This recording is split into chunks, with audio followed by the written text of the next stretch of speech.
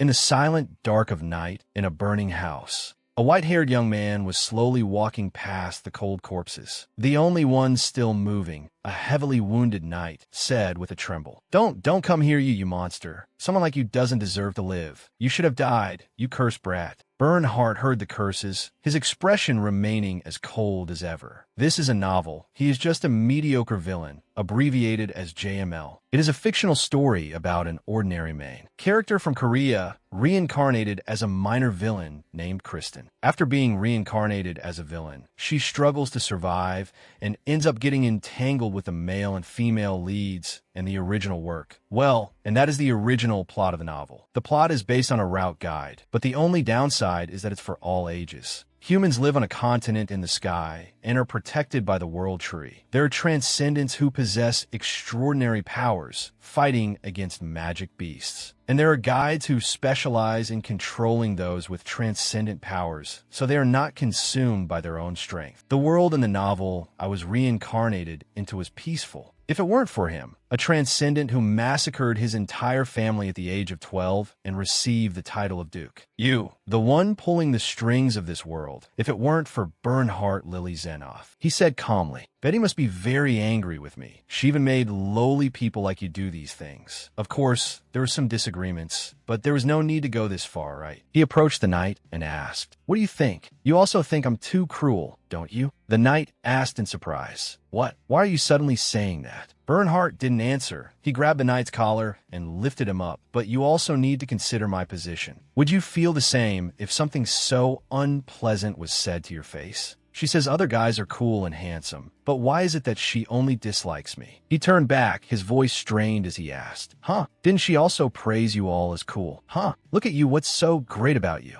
With that, Bernhardt threw his head back and laughed like a madman. Ha ha ha ha. Then he tried to suppress his laughter and said politely, It's not that I find it funny. Ahem, ha ha. Sorry, I probably look like a complete madman right now. I'm truly sorry, but I'll have to kill you right away. With that, he raised his sword, and fresh blood immediately gushed out. On a hill not far away, the current female lead Betty was watching everything. She thought with some gloom, This escape is happening on a large scale. We even used the rebels to escape from him. Seeing Bernhardt walk out of the house with an axe, she thought further, but it seems it's still not enough. The revolution might end sooner and more absurdly than we predicted. Ruth, standing beside her, called out softly, Betty. He took her hand. He comforted her in a low voice. Everything will be all right, Betty thought to herself. At least Ruth is safe. What a relief. He always helps me complete the missions. Then she called out, Ruth, we will definitely escape from that despicable guy. We certainly will.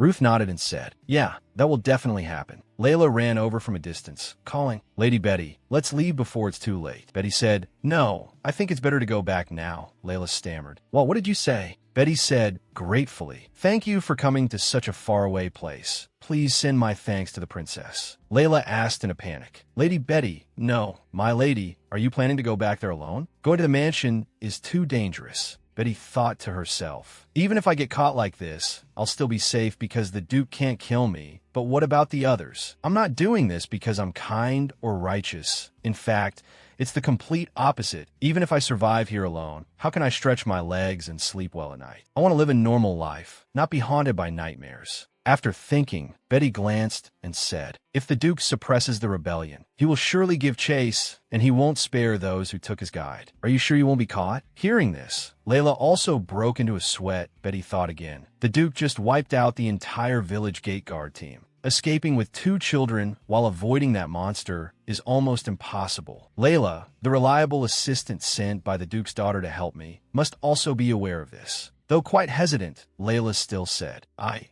can't leave you in a place like this. I will take you to the village and we'll part ways there, okay? The 3 of them went to the village, and it wasn't long before they met Bernhardt. He said, It's good to see you again. After leaving like that, have you come back to me? Ruth quickly stepped forward while Betty exclaimed, Don't come any closer. I'm scared. Bernhardt frowned. Scared? Right, I should have taken a bath first. Seeing him continue to advance, Ruth immediately drew his dagger and attacked, at the same time saying she said not to come closer. Bernhardt quickly dodged the blow. Then he directly reached out, grabbed Ruth by the throat, and lifted him up. With a gentle twist of his wrist, Bernhardt made Ruth let out a cry. Arg. Then his body fell limply to the ground. Seeing this, Betty let out a scream. Ruth, seeing her worry, Bernhardt said, I didn't kill him. I know you like having him around. No matter what happens in the future, just come back to me like this. Okay, Betty. He raised his hand and continued. I've been thinking for a while. Betty asked calmly. Thinking about what? Bernhardt's movement paused. He said, about our fight, but thinking back on it now, it was nothing. It's okay, Betty, I said some harsh things to you because I was angry. Sometimes I just say what's on my mind. I know I have a hot temper and I'll try to fix it. Extending his hand again, Bernhardt said, so let's make up. I'm sorry. Please forgive me. It was all my fault. Betty thought in silence. An 18-year-old Duke who doesn't know how to apologize properly or express his feelings. But his powerful abilities helped him get the title of Duke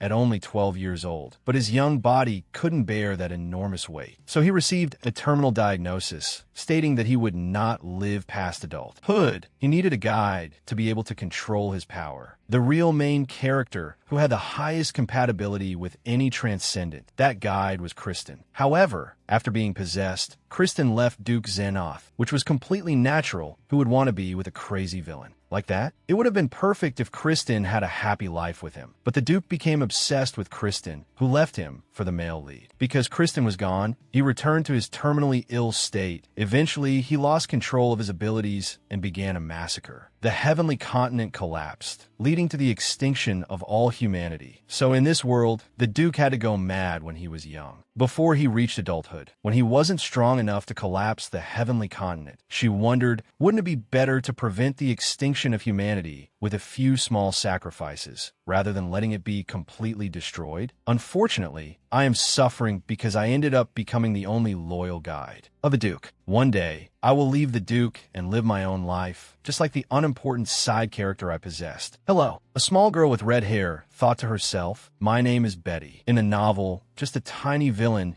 I'm living my second life in the body of side character. The name of this obscure character, Betty, was given by the orphanage manager. The story is that when the manager was about to give a name, the assistant said, Manager, you've already used the name Nettie. He replied, So, there's no Betty yet, right? At that time, Betty was also very reluctant. Seriously, this is the life of a commoner. The duchy where I work belongs to Duke Bernhard Lily Zahner, the secret villain of this novel. Because the Duke has no interest in household affairs, this place has become a mess. The butler is lazy.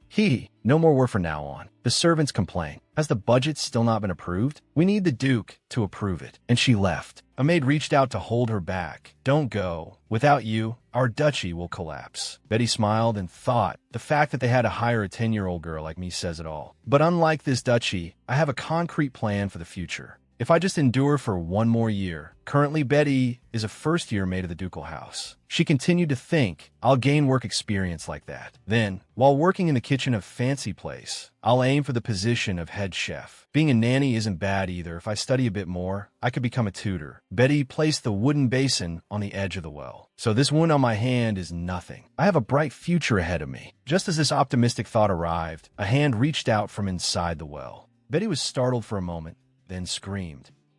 At the same time, she used the wooden basin in her hand to hit Bernhard on the head. Suddenly hit by a heavy blow, Bernhard fell straight into the well. Betty thought, wait, how the hell did he climb out of the well? That's our Duke. The end of the story of Betty, who ended her life at the age of 10. Betty hugged the wooden basin and thought, no, it's not over yet. That's Grand Duke Zahner, the pillar supporting the empire. Terrifyingly strong. Even if he's much younger now, the transcendent who massacred his entire clan and became a duke, could he die from just one hit? Of course not. He'll climb back up somehow. She picked up the iron pot beside her. So, I need to finish him off for good. That way he can't come looking for me. If he catches me, I'm done for. Just as she was about to smash the pot down, Betty hesitated a little. Wait, in this kind of novel, shouldn't you help the male lead or whoever first? I wish I could be as kind as the original female lead. She began to reminisce. Bernhard called, my beloved Christine. Christine replied affectionately, oh, Duke. He said,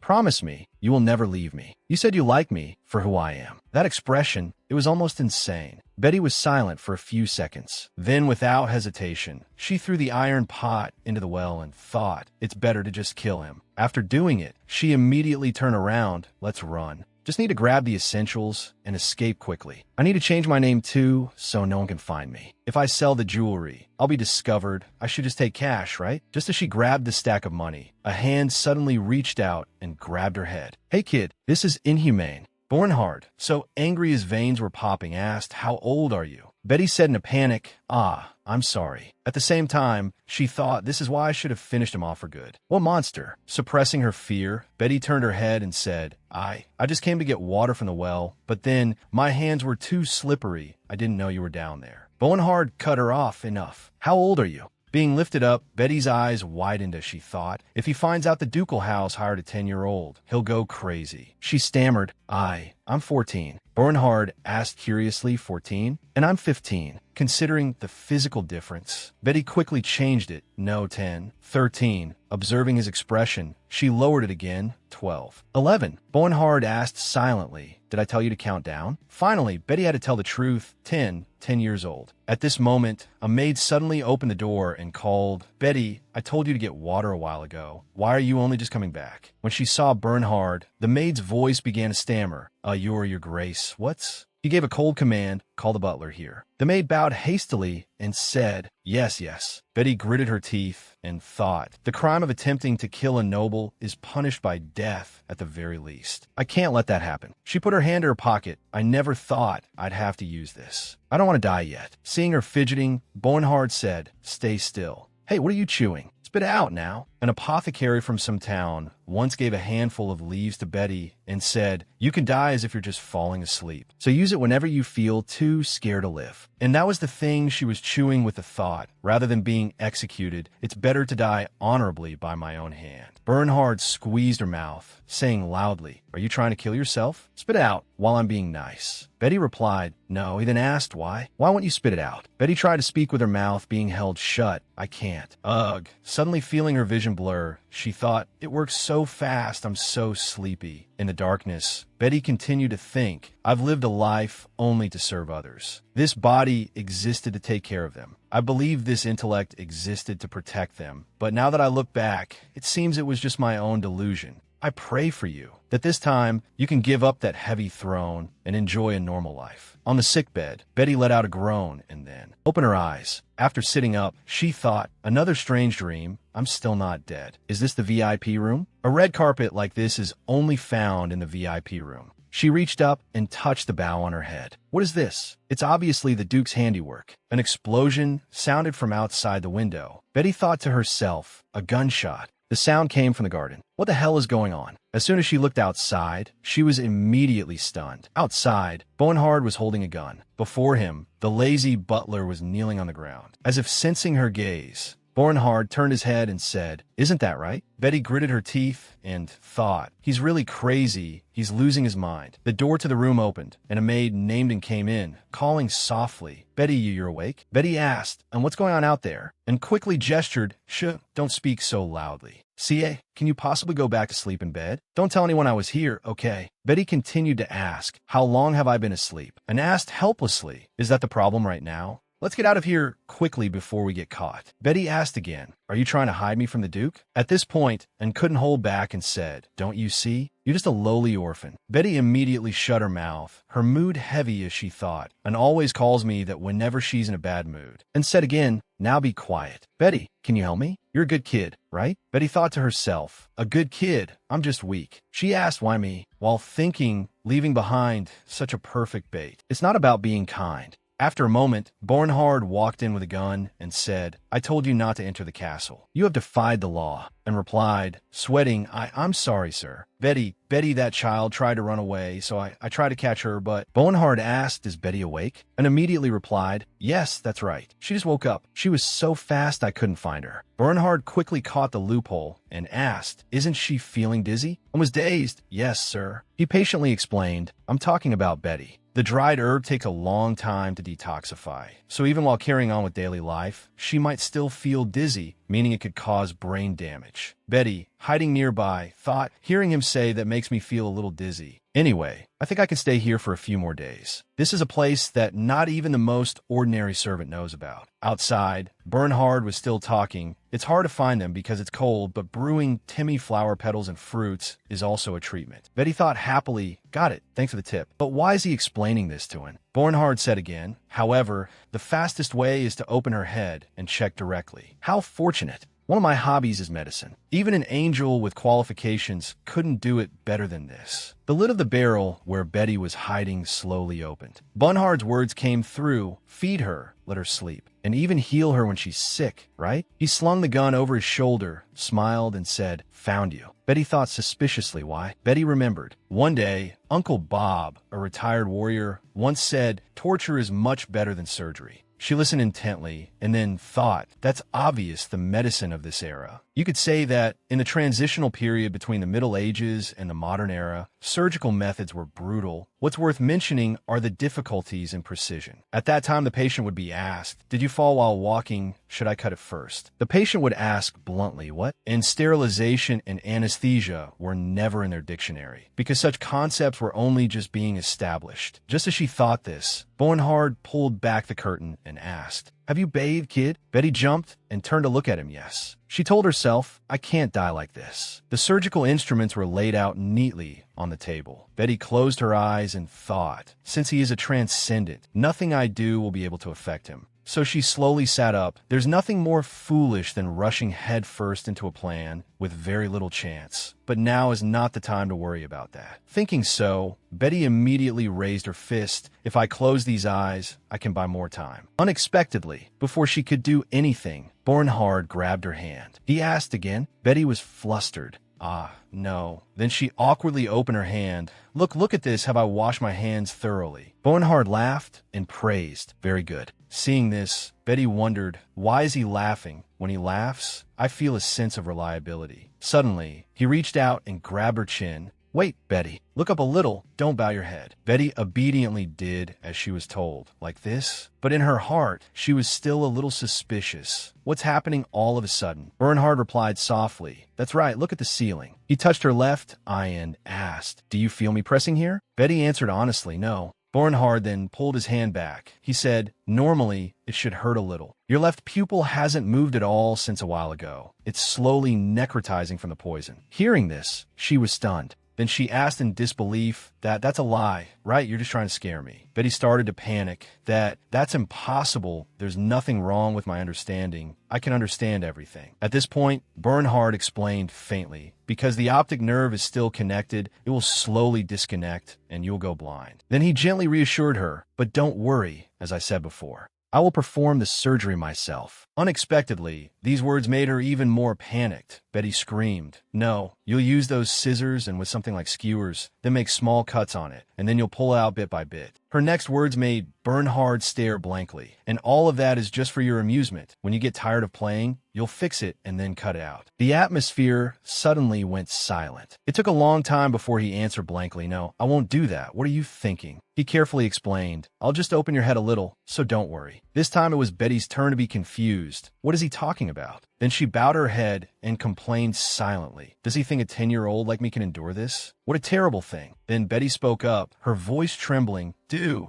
we really have to do this? Bernhard immediately replied, if we delay any longer, the other side will go blind too. Hearing this, Betty burst into tears, but I'm not about to die. I chewed a poisonous herb not long ago with the intention of committing suicide, but when I really thought about death, I didn't want to die that much. She sobbed, I don't want to do it, hick. I don't want to boo-hoo, hick, wah. I hate surgery. Only Betty's crying was left in the room, wah. He asked, you hate surgery? She immediately replied, yes. So Bernhard asked again, then in the future, are you going to run away again? Betty sobbed, no, I won't run away anymore. Then he suddenly brought up the old matter. What about hitting me on the head? Hearing that, Betty answered in a small voice, I'm sorry. But in her heart, she was very unconvinced. After saying this, Betty suddenly exclaimed, wait, what is this? Bernhard then teased with a smile. It seems that everything in the world is moved by your sincerity. Then he continued, your left eye is back to normal. She couldn't hold back her emotions, and wah sound, Bernhard quickly pointed to the mirror. Look, Betty, your eyes are as beautiful as a fairy's. At this point, Betty paused. Huh? She asked Bernhard suspiciously. Duke, are you lying? Unexpectedly, he admitted frankly, yeah, I was lying. You seemed so shocked, so I joked a little. With that, he laughed. Wasn't it fun?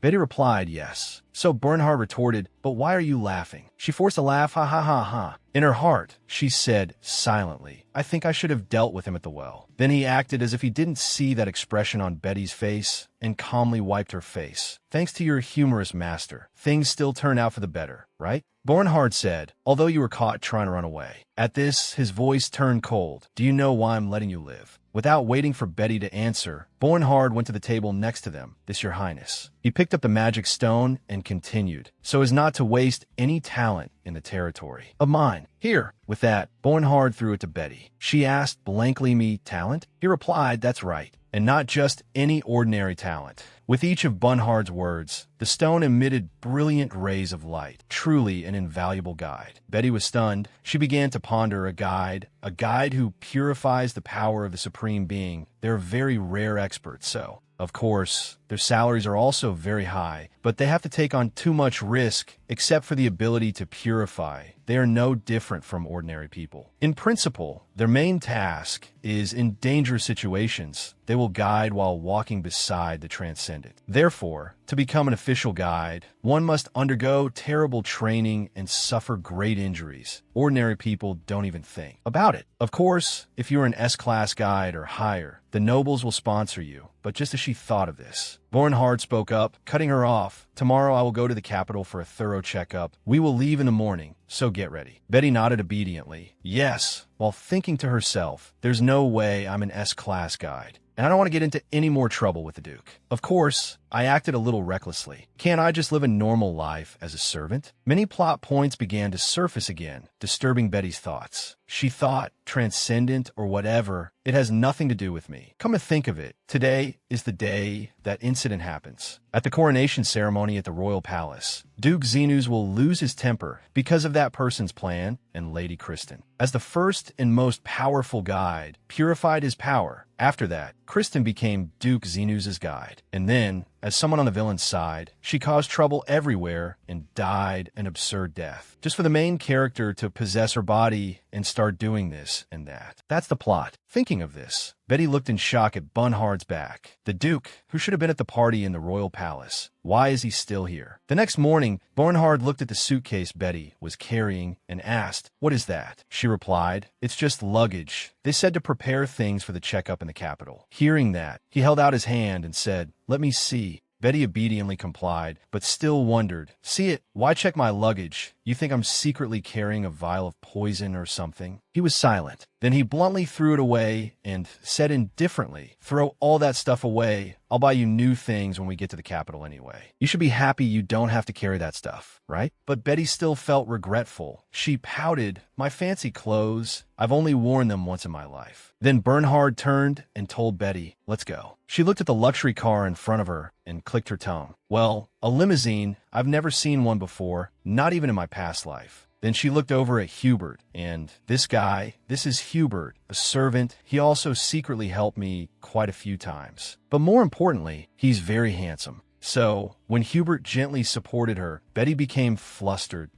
Thank you. Seeing this, Bernhard immediately asked, you like that type of person? You're lucky I didn't kill him last night. These words made her face go blank. Huh? He quickly laughed. Just kidding. You have to laugh. After that, Bernhard acted as if nothing had happened and continued speaking. Besides, no one died last night either. I just scared them, told them to manage their assets better. Hearing this, Betty wondered. So, it's because he was bored that he found an excuse to play his hunting game? Then he suddenly asked, you know there are dozens of people like him in the capital, right? Betty answered honestly. I don't know. I've never been to the capital. Bernhard replied, you'll find out soon enough. Then neither of them said anything, and she started to think aimlessly again. At this rate, it seems I'll be sponsored by the Duke. Regardless of my class, after being trained, I'll end up under his command one way or another. To be honest, I don't want anything to do with a madman who likes to use guns for fun when he's bored. A 10-year-old boy from a minor branch of the Xenu's clan. He participated in the succession race and killed all his relatives, except for himself, to inherit the title. In just 2 years, the Duke needed an adult to keep him in line, but by then, he had already crossed a line from which he could not turn back. The more she thought, the more terrified Betty became. I don't think I can change this person, so the best way is to stay away from him for my own good. So she turned to ask Bernhard, Duke, do I really have to go to the capital? He didn't answer, but looked puzzled. What are you talking about? If you didn't want to go, why did you get in the carriage? Hearing that, Betty silently blamed Bernhard. You told me to get in the carriage. He asked her, do you know that guides make a lot of money?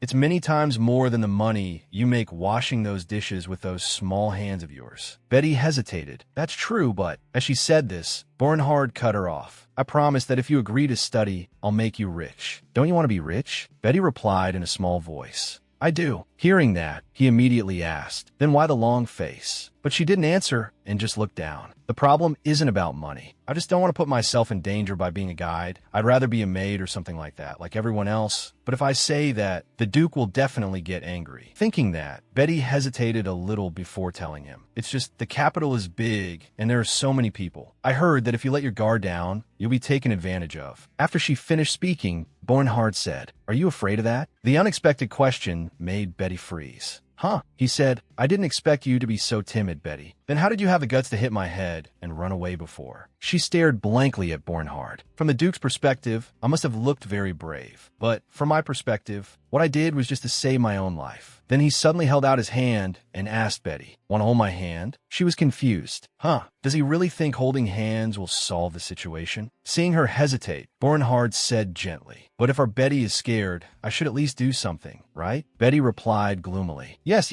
In the end, she still chose to try holding his hand. I really do feel calmer. I can feel something when I'm near a transcendent person like him, as if a cool breeze is flowing through my body. Looking at the person in front of her, Betty quietly exclaimed, so this is the feeling of being purified. Ah, it's amazing. Thinking back now, a transcendent like the Duke of House Xenu's must have more than 2 guides. For example, the male lead in this novel, Duke Gladius, who also supports the Empire like House Xenu's, has more than 10 private guides. All of them are top talents from prestigious families. Xenu's probably has guides of the same level, but lately, I haven't seen anyone by his side. Just as she thought of this, Betty was surprised. What is this? She quietly called out to Bernhard. Duke, after I graduate from school, will I become your guide? The Duke's guide. He nodded immediately. That's right. I'm letting you study there for free, so just endure it for 10 years and graduate. After working for me for a year, your market value will surely skyrocket. After hearing that, Betty became curious. Oh, so where are all your guides? Bernhard said, currently, there are none. This answer shocked her. WHY? He replied nonchalantly, because they all died. I went crazy a few days ago. Hearing this, Betty frowned. A 100% mortality rate. You must be kidding me. Bernhard continued to speak. No guide has survived past 6 months. I don't know why either. This made her feel confused. Is he crazy? Forget about things like the capital. Right now, I just want to open the car door and jump out of here. A few days later, at the Duke's mansion in the capital, Betty knocked on the door and called out, Duke, may I come in? Looking at Bernhard sitting in front of her, she said, you summoned me. He rested his chin on his hand and asked, why aren't you wearing the clothes I bought you? Not expecting him to ask that, Betty was flustered. Actually, it's because I thought it was too beautiful. But in reality, she was thinking, maybe I'll sell it. Unexpectedly, he saw right through her thoughts. You were planning to secretly sell it, weren't you? Dream on. Just pick any outfit and go change. After speaking, he pressed the bell on the table. Lucy quickly appeared from behind. Yes, Your Grace. Bernhard ordered. Help her change. She replied respectfully, yes, Your Grace. Meanwhile, Betty silently assessed from the side. The servants in the capital are much more disciplined, much better than the mess at the old place. Among them, Lucy is a high-ranking servant who directly serves the Duke. She followed Lucy, feeling a sense of admiration in her heart. My dream is to be like Lucy. So professional and cool too. After that, Lucy seriously carried out her task. She untangled my hair, then changed my clothes with amazing skill, all in just 26 minutes. After bringing Betty back to the study, Bernhard waved his hand and said, you may go. Cynthia, hearing that, she admired Lucy even more. Even if that guy couldn't remember her name, she remained unfazed. She truly is a perfect servant. She must be earning 50 gold pieces a year, that's for sure. Waiting for Lucy to leave, he continued. Besides the clothes, I'm considering submitting your school application early. As soon as he finished, Betty was shocked. What? You haven't submitted the application yet. I thought you already did. But Bernhard was very calm. He asked back, why the hurry? They'll provide you with food and lodging there until the guide exam takes place anyway. Don't you like that? Exposed by him, she immediately put on a flattering act. Of course not. Duke, you're the best. At that, Bernhard immediately replied cheerfully. That's what I like to hear. Anyway, is your only name Betty? If there's nothing else, I'll write that down. As soon as this was mentioned, Betty froze. He asked, why that face? You'll be called that until you graduate. Is it really just Betty? So she quickly replied, actually, Betty is just a nickname. Beatrice is my real name. Thinking of this, Betty was very excited. The orphanage director took 3 seconds to come up with that name. Now is the chance to change it. Bernhard heard that and confirmed Beatrice, as in Sinclair and Beatrice. Huh? Seeing his expression, she wondered, is that not good? To understand better. At this moment, Betty finally remembered Sinclair and Beatrice, similar to Romeo and Juliet. Everyone knows this story, and Beatrice is similar to Princess Cinderella. So, to put it simply, I foolishly changed my name to something even sillier. That's why Bernhard couldn't help but laugh out loud. Beatrice, ha ha ha, ha ha ha, I'm dying. Making her not know where to hide her face, she could only ask herself, should I jump down the well again? If I had to give a reason, Beatrice is a common name among the nobility. Moreover, at school, there will be countless children with names like Elizabeth, Alexandra, Salos, Christina, Elizabeth, Betty, Alexandra, Olivia. Wouldn't I be a bit an outcast if I were the only one named Betty? But that Duke doesn't understand my feelings. Bernhard ran a hand through his hair, laughing so hard he couldn't speak. Ha ha ha, Beatrice, ha ha ha. He tried to suppress his laughter, his voice trembling as he spoke to Betty, making her face darken. If you want to change it, then do it. I mean, it's your name. So anyway. After laughing so hard he fell out of his chair, Bernhard finally said seriously, if Lady Beatrice wants to change it, then we should change it, shouldn't we? This made her so mad she yelled, ugh, forget it, I'll just stick with the name Betty. Sweet raspberry cakes were displayed in a sparkling glass case. Many sweets were also laid out on the dining table. Someone's voice asked, you seem satisfied? Bernhard sat next to Betty, smiling brightly as he called out, my precious Lady Beatrice. She held a piece of cake to her mouth, but couldn't eat it, thinking, look how excited he is, dragging me around the capital all day is still not enough. She looked at his solicitous face and wondered, is he going to humiliate me like this now? Oh God. Bernhard, seeing her staring at him, asked caringly, why aren't you drinking your tea, Lady Beatrice? He tried to show his concern, or is it not to your noble taste? Betty lifted the teacup, slurped, and replied with a frown, no, it's perfect, really. Hearing that, Bernhard patted her head and advised, eat some more cookies. When you get to school, you won't be able to eat things like this anymore. Suddenly, the sound of a servant stopping someone outside caught Betty's attention. This place is for invited guests only. She looked towards the door with anxious and curious eyes, thinking, who wants to come in? This is a private room. They shouldn't be allowed, right? Bernhard, on the contrary, was not surprised and even gave an order, it's fine, let them in. The servant, hearing this, followed the order in confusion. Yes, your grace. Next, the footsteps of a noble lady entered. A brown-haired young woman entered the room and said, Duke. She asked Bernhard worriedly, I heard you were a little unwell on the day of the coronation. The true female lead of the devil's scheme, Lady Christine of the Count's family. Betty was a bit dazed seeing Christine's appearance. As expected, the main characters stand out right from start. Christine continued to speak with Bernhard. I was very surprised to see you in that newspaper. This sentence alone surprised Betty. She looked at Christine's worried expression and pondered, wasn't Christine at the coronation? That means no one could control the Duke's rage that day. So the Duke somehow managed to control his power and ended up appearing at the well in the mansion's backyard. In any case, the conclusion is someone has messed with the original plot and ruined my life in the process. Seeing Bernhard not answering, Christine stubbornly pressed on, are you feeling better now? He gently put his arm around Betty's shoulder and boasted about her, causing her to spit out her tea, as you can see. Plus, I have a guide now, so don't worry. Hearing that, Christine turned to look at Betty and said, Oh, you're talking about that child? Being stared at by the main character scared Betty. Don't look at me like that. It's really uncomfortable. Bernhard, despite her looking down in fear, continued to praise her. She hasn't been properly trained yet, but she's a guide with a lot of potential. Christine, though still doubtful, chose to believe his words. Oh, I see. Next, Christine came forward with a smile to greet Betty. It's a pleasure to meet you. I'm Christine from the house of Count Marcana. Betty politely replied in kind. It's an honor to meet you. I'm Betty, under the patronage of Duke Zenas.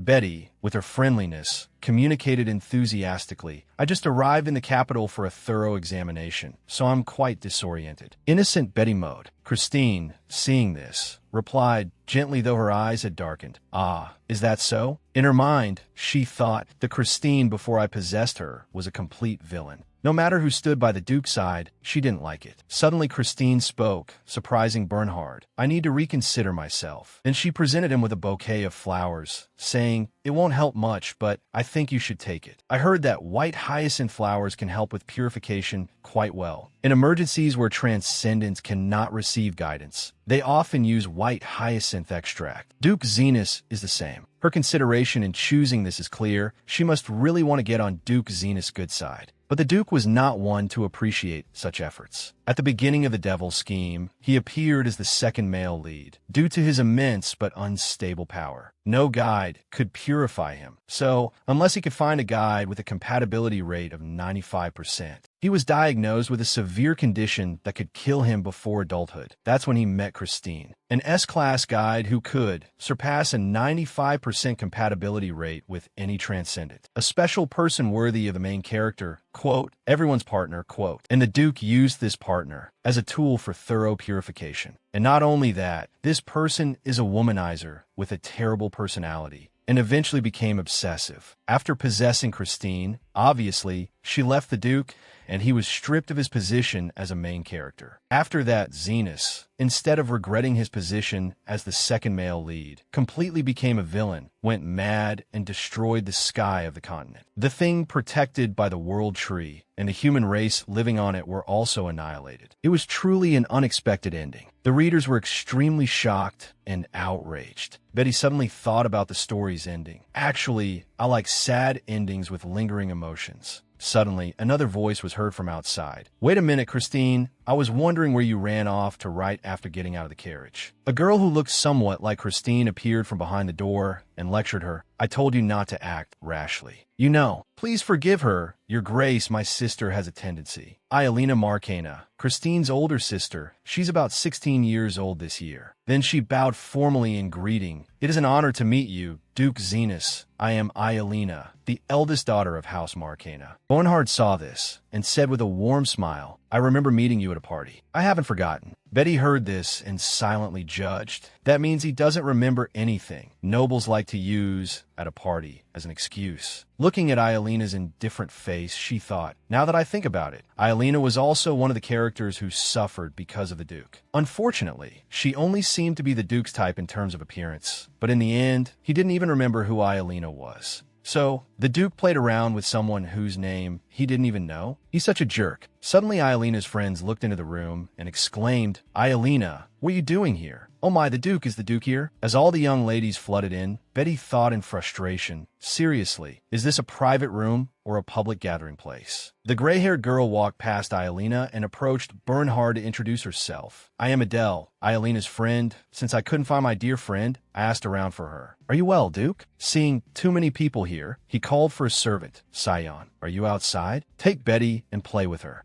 Then he turned to instruct Betty, if you want anything while wandering around, just tell Sion. Betty looked at him dejectedly and replied, yes, yes. In her head, she thought, so, you're going to send me away to entertain those noble ladies alone. Huh, and your servant's name isn't Sion, it's Anton. You idiot, try to remember that. I wonder if that person, the one who changed the original plot, thought the same thing. Or not. The Duke is an irredeemable monster, and will eventually become the most evil villain who destroys the world. Is that why they prevented him from meeting Christine at the coronation? hoping he would die from his madness as a child. But unfortunately, because the young Duke Xenus managed to control his rage right before he was about to die. And then he met me, a guide who will be with him for a long time. So, my role is to disappear from him, to change the predetermined fate of this world, before the world is destroyed so the boy can die in peace. In the bright golden sunlight, the luxurious carriage stopped by the side of the road. Anton sat next to Betty, looked out the window, and said to her, "Marion shop sounds nice. I heard it has the most types of dollhouses. You can choose a toy. If you want something other than a toy, that's fine too." She politely looked up and answered, "Yes." In her head, she marveled at his personality. It's surprising that he's so kind to a child like this. Usually, he's very stiff in front of the Duke. Suddenly, a voice from the side made her pay attention. "Betty." Lucy held out a water bottle in front of her and asked kindly, "Would you like to try some? The aide brought this. The Duke must have bought you many desserts, so try this to cleanse your palate." Betty quickly took the water bottle and replied politely, "Yes, thank you." In her head, she thought differently. Honestly, this kind of attention isn't very comfortable. Looking at a carriage surrounded by 3 servants, Betty said to herself, "Because right now, I'm planning to escape from them and leave." The more she thought, the more she sighed helplessly. These kind and diligent people. She imagined the scene of Bernhard punishing them, just thinking about how they would be severely scolded for making me uncomfortable, just because they lost me. But I can't do otherwise, even though I might feel guilty. I'm not the type to easily cling to kindness. When opening the water bottle, Betty deliberately used too much force, spilling water on her clothes, and exclaimed, "Ah!" She pretended to be sad and said, "I'm sorry, I spilled it. What should I do now? I need something to wipe it." Lucy gently reached out to comfort her. "It's okay, let me do it." Then Lucy turned to Anton and said, "Sir, we should probably stop for a moment." He immediately signaled to the driver and said, "All right, can you stop for a bit?" The driver quickly obeyed and suggested, "Yes, there's a shopping area nearby. Why don't you take the young lady to have a look?" Lucy quickly took responsibility. "I'll clean everything up in the meantime." Anton then cheerfully pointed outside and said to Betty, "Understood. Then let's start with the jewelry shop. The clothes there are high-end and very beautiful." Seeing that, she gave a forced smile and refused the offer. "Oh no, it's okay, it's hardly noticeable, and if it's too much trouble, cheap clothes are fine." Seeing this, Anton became even more concerned and said quickly, "No, not cheap clothes. These days, cheap clothes often have very bad material. If you wear that in this weather, you'll catch a cold." After hearing that, she felt helpless in her thoughts. "That's true, but really, you don't need to worry so much about it." As she stepped out of the carriage with Anton, Betty thought to herself, "I'm doing this because I have an escape plan.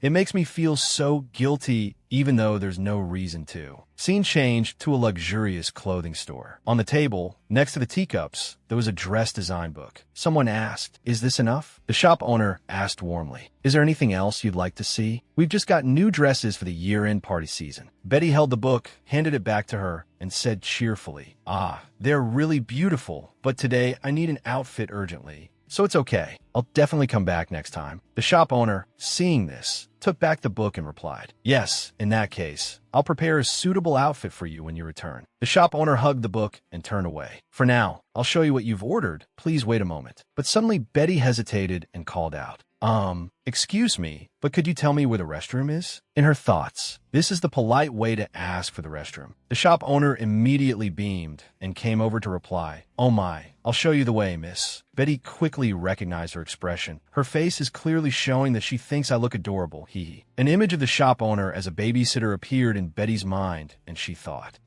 besides that, this place mainly caters to children. So, they're all very kind to me. Thanks to that, it will be easy for me to slip away. Suddenly, the shop owner pointed at Anton and reminded him, "Sir, please wait here. The young lady needs some private time." Seeing that, he had no choice but to agree. Okay." As soon as she left, Betty thought guiltily, "I'm so sorry, Anton." After entering the room and locking the door, she also silently apologized to the shop owner and the beautiful, kind ladies. Betty used the cabinet there to climb onto the windowsill. She rested her arms on the sill, thinking pensively, "But there's nothing else I can do. Then Betty decisively jumped down with determination. It's for the peace and safety of this world. She squeezed her eyes shut in fear, but it seemed Betty had fallen on something. Ugh. It turned out she had landed on a boy, making him cry out. If you jump from there, you'll definitely get hurt. She looked at the boy and said, I know. He was still lying flat on the ground and asked, Are you hurt? Betty calmly stood up and replied, No, I'm fine, thank you. The boy replied wearily, You're welcome. Then Betty helped him up and asked kindly, What's your name? The boy answered in surprise, Me? Ayuz, I'm 10 years old. Hearing that, Betty stared at Ayuz, wondering in her head, We're the same age, but why is he so tall? The more she looked at him, the more confused she became. Don't tell me I'm the only one cursed not to grow. Why is he so tall? Suddenly, Ayuz's question made her dazed. Are you rich? Betty immediately understood why Ayuz asked that. He must be mistaken because of my clothes, which makes sense anyway. She wondered what to do. What should I do? Should I pretend to be rich? Ayuz also mumbled with hesitation. Should I do this to her? Then he still decided to give her a card, saying, Here, take it. Ayuz's next sentence stunned her. If you need to kill someone, just let me know. Ayuz said these sensitive words with the expression of a multi-level marketer. I'll kill anyone without needing to choose a target. An exclusive murder service. Unbeatable service. No target limit. Unbeatable service. 6 months. Thank you. Extract venom from teeth. Can commit suicide quickly, so no worries about being traced. While Betty was completely shocked, Ayuz continued to ramble on about his service. For locations outside the capital, travel costs are included, but if I don't complete the job within a week, I'll refund the full amount. Although this is a bit concerning, a world with no child rights is clearly something else. Ayuz even thoughtfully added more information for her. If you feel uncomfortable because I'm a child, you don't need to worry about that. He confidently pointed to himself and said, More dangerous jobs are handled by older people. I just do the errands. Betty heard this and thought doubtfully. What kind of errands? Taking a human head for a walk? Then she finally had to admit, But I'm not rich. Ayuz, not quite believing it, replied, Oh, really? Then why are you wearing such nice clothes? Betty had to scratch her cheek and stammer. Well, it's a long story, to put it simply. After a moment of hesitation, she pointed up and said, I stole them from that shop, and I'm on the run. Ayuz couldn't believe his eyes. What? Then he grabbed her hand and started running, saying, Then we can't just stand here. As they ran, Ayuz turned back to ask her, Are you planning to keep those clothes? Betty lied without blinking. No, I'm scared. I just want to throw it away somewhere. Ayuz quickly offered a solution. Great, let's swap clothes with another kid. If you give them a little money, they'll do it. Betty said again, I don't have any money. Ayuz comforted her and paved the way. It's okay, I have a lot of money. I earned 60 coins last year from working hard. A thought appeared in Betty's mind. So he earns more than Lucy, the servant at the Duke's house. Looking at Ayuz, Betty was inwardly stunned. He earns that much just from delivering heads? On the outside, she smiled and praised, Oh my, that's amazing, you're so rich. Suddenly Ayuz asked Betty a question. Do you like rich people? She answered decisively, yes.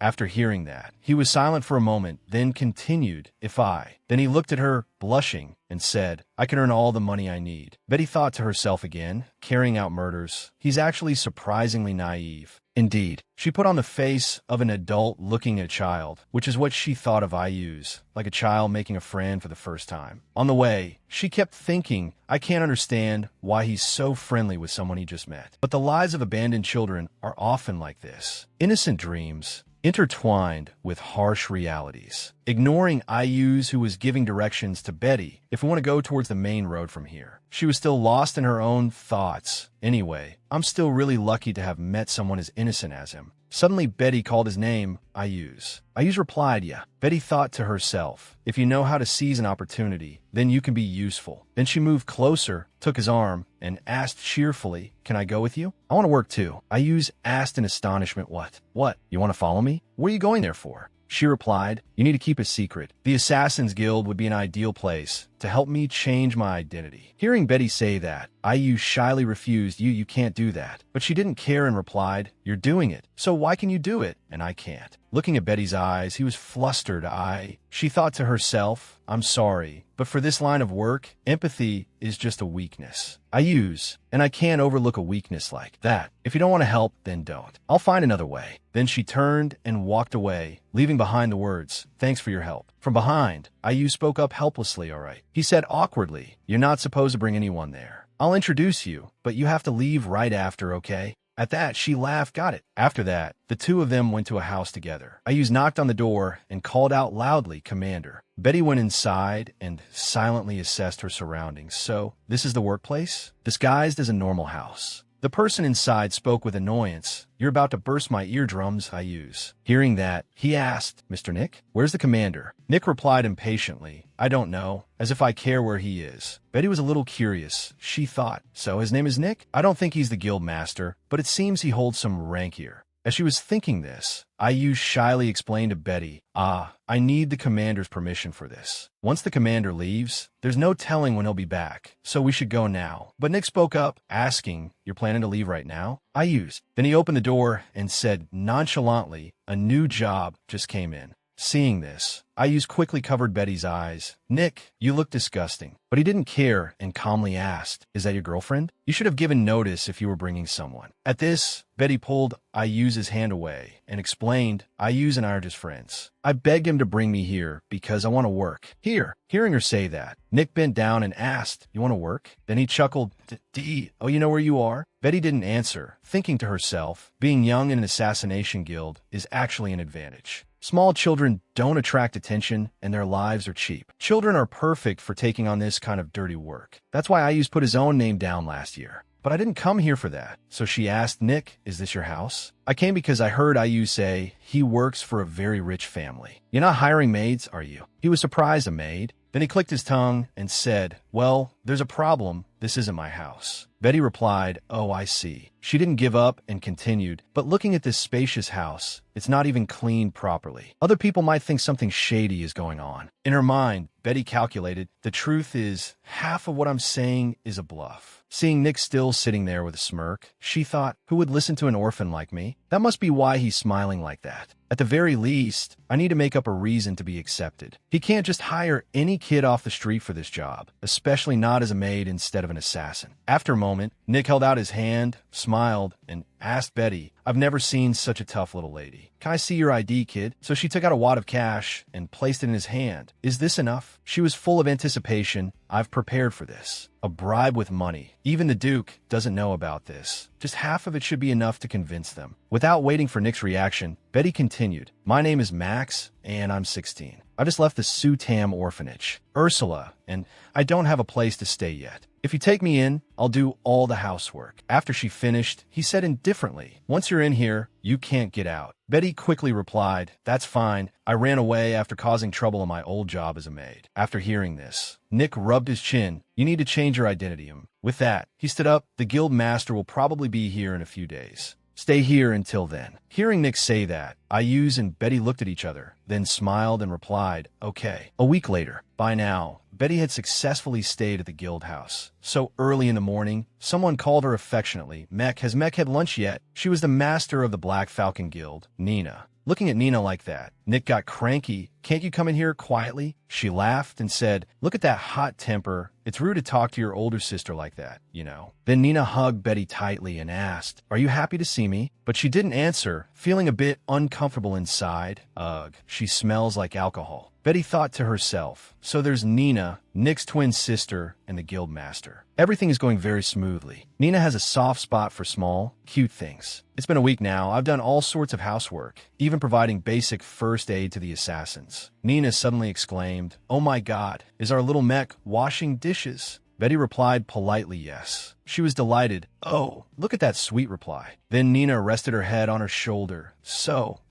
touching. Seeing this, Nick worried, what's wrong with her? Unexpectedly, she burst into tears. This little girl, she must be a gift sent to us. Look at the chaotic life you've had to live. Hearing this, Nick held his forehead in exasperation. Are you crazy? What are you crying like that for? Then he pulled Nina away, constantly nagging, "If you're drunk, go wash your feet and go to bed. And don't bother the kid anymore." She then wailed, "When did I ever bother her?" After they left, Ayuz ran over and asked, "Are you still washing dishes?" "Here, give them to me, I'll do it." But Betty laughed teasingly, "You don't even know how to wash them." Hearing that, he puffed out his chest, "Yes, I do." So she compromised, "All right." After saying that, Betty stood aside to observe, "Let's see how well you do." Then she watched him intently. Ayuz picked up a plate, flustered, and asked, "What's this stain?" Betty replied, "This one, well, it's the only one like that." He heard that and was suspicious. "Really?" Just then, Nick suddenly returned, startling them both. "What are you two doing?" he asked, playing house. But Betty didn't answer and glared at him, feeling extremely annoyed inside. Ugh, these assassins. They always appear out of nowhere next to me. I should get used to it from now on. Then Nick continued, "Come on, how long are you kids going to stay here?" With that, he washed the dishes himself, splashing water everywhere. Betty grumbled, "If someone saw this, they'd think I wet the house." But Nick just laughed and replied, "Well, at least it's clean now." Then he turned to Ayuz and asked, "Weren't you going to visit your sister today?" He nodded. "Yes, I was planning to go soon. She said she's out of butter, so I need to bring some more." After saying that, Ayuz turned to Betty and said, "Mech, you should go to bed. I'll take care of the rest." But she was still worried and asked again, "Are you really going to do it for me?" Looking at the puddle of water on the floor, Betty continued, "If the floor gets wet, everything will rot." Unexpectedly, Nick replied indifferently, "It's fine. We can just replace it." So Betty had to go back to her room as they wished. She thought, to be honest, they're good people. If they can still be kind in this environment, they must be decent people. Then Betty stood still, thinking with some sympathy. In this story, they are even more pitiful than me. Assassins like them usually exist just to highlight the main character's strength. That's their usual path. And what's more, thinking this, Betty gradually drifted off to sleep. Anyway, no matter how good they are, I can't stay here forever. I'll stay for a year, then go back into hiding. There's no telling when that devilish Duke will find me. But not long after, a familiar voice suddenly called out Betty. Betty was startled and scrambled to sit up, but immediately, the other person pushed her back onto the bed. It was Bernhard. He threatened in a cold voice, "If you keep behaving like this, maybe I'll tie you to my side forever and forget about going to school or anything else." At that moment, Nina woke up with a start. She looked at Bernhard carrying Betty and asked, "Mech, where do you think you're going, kid?" Bernhard replied, "I am her guardian, and since she ran away, I'm taking this kid back." Hearing that, Betty clasped her hands, looking pitifully at Nina. "Please let me go. I'm begging you, please." Nina's face went blank. No way could it be that crazy Duke. Could our Mech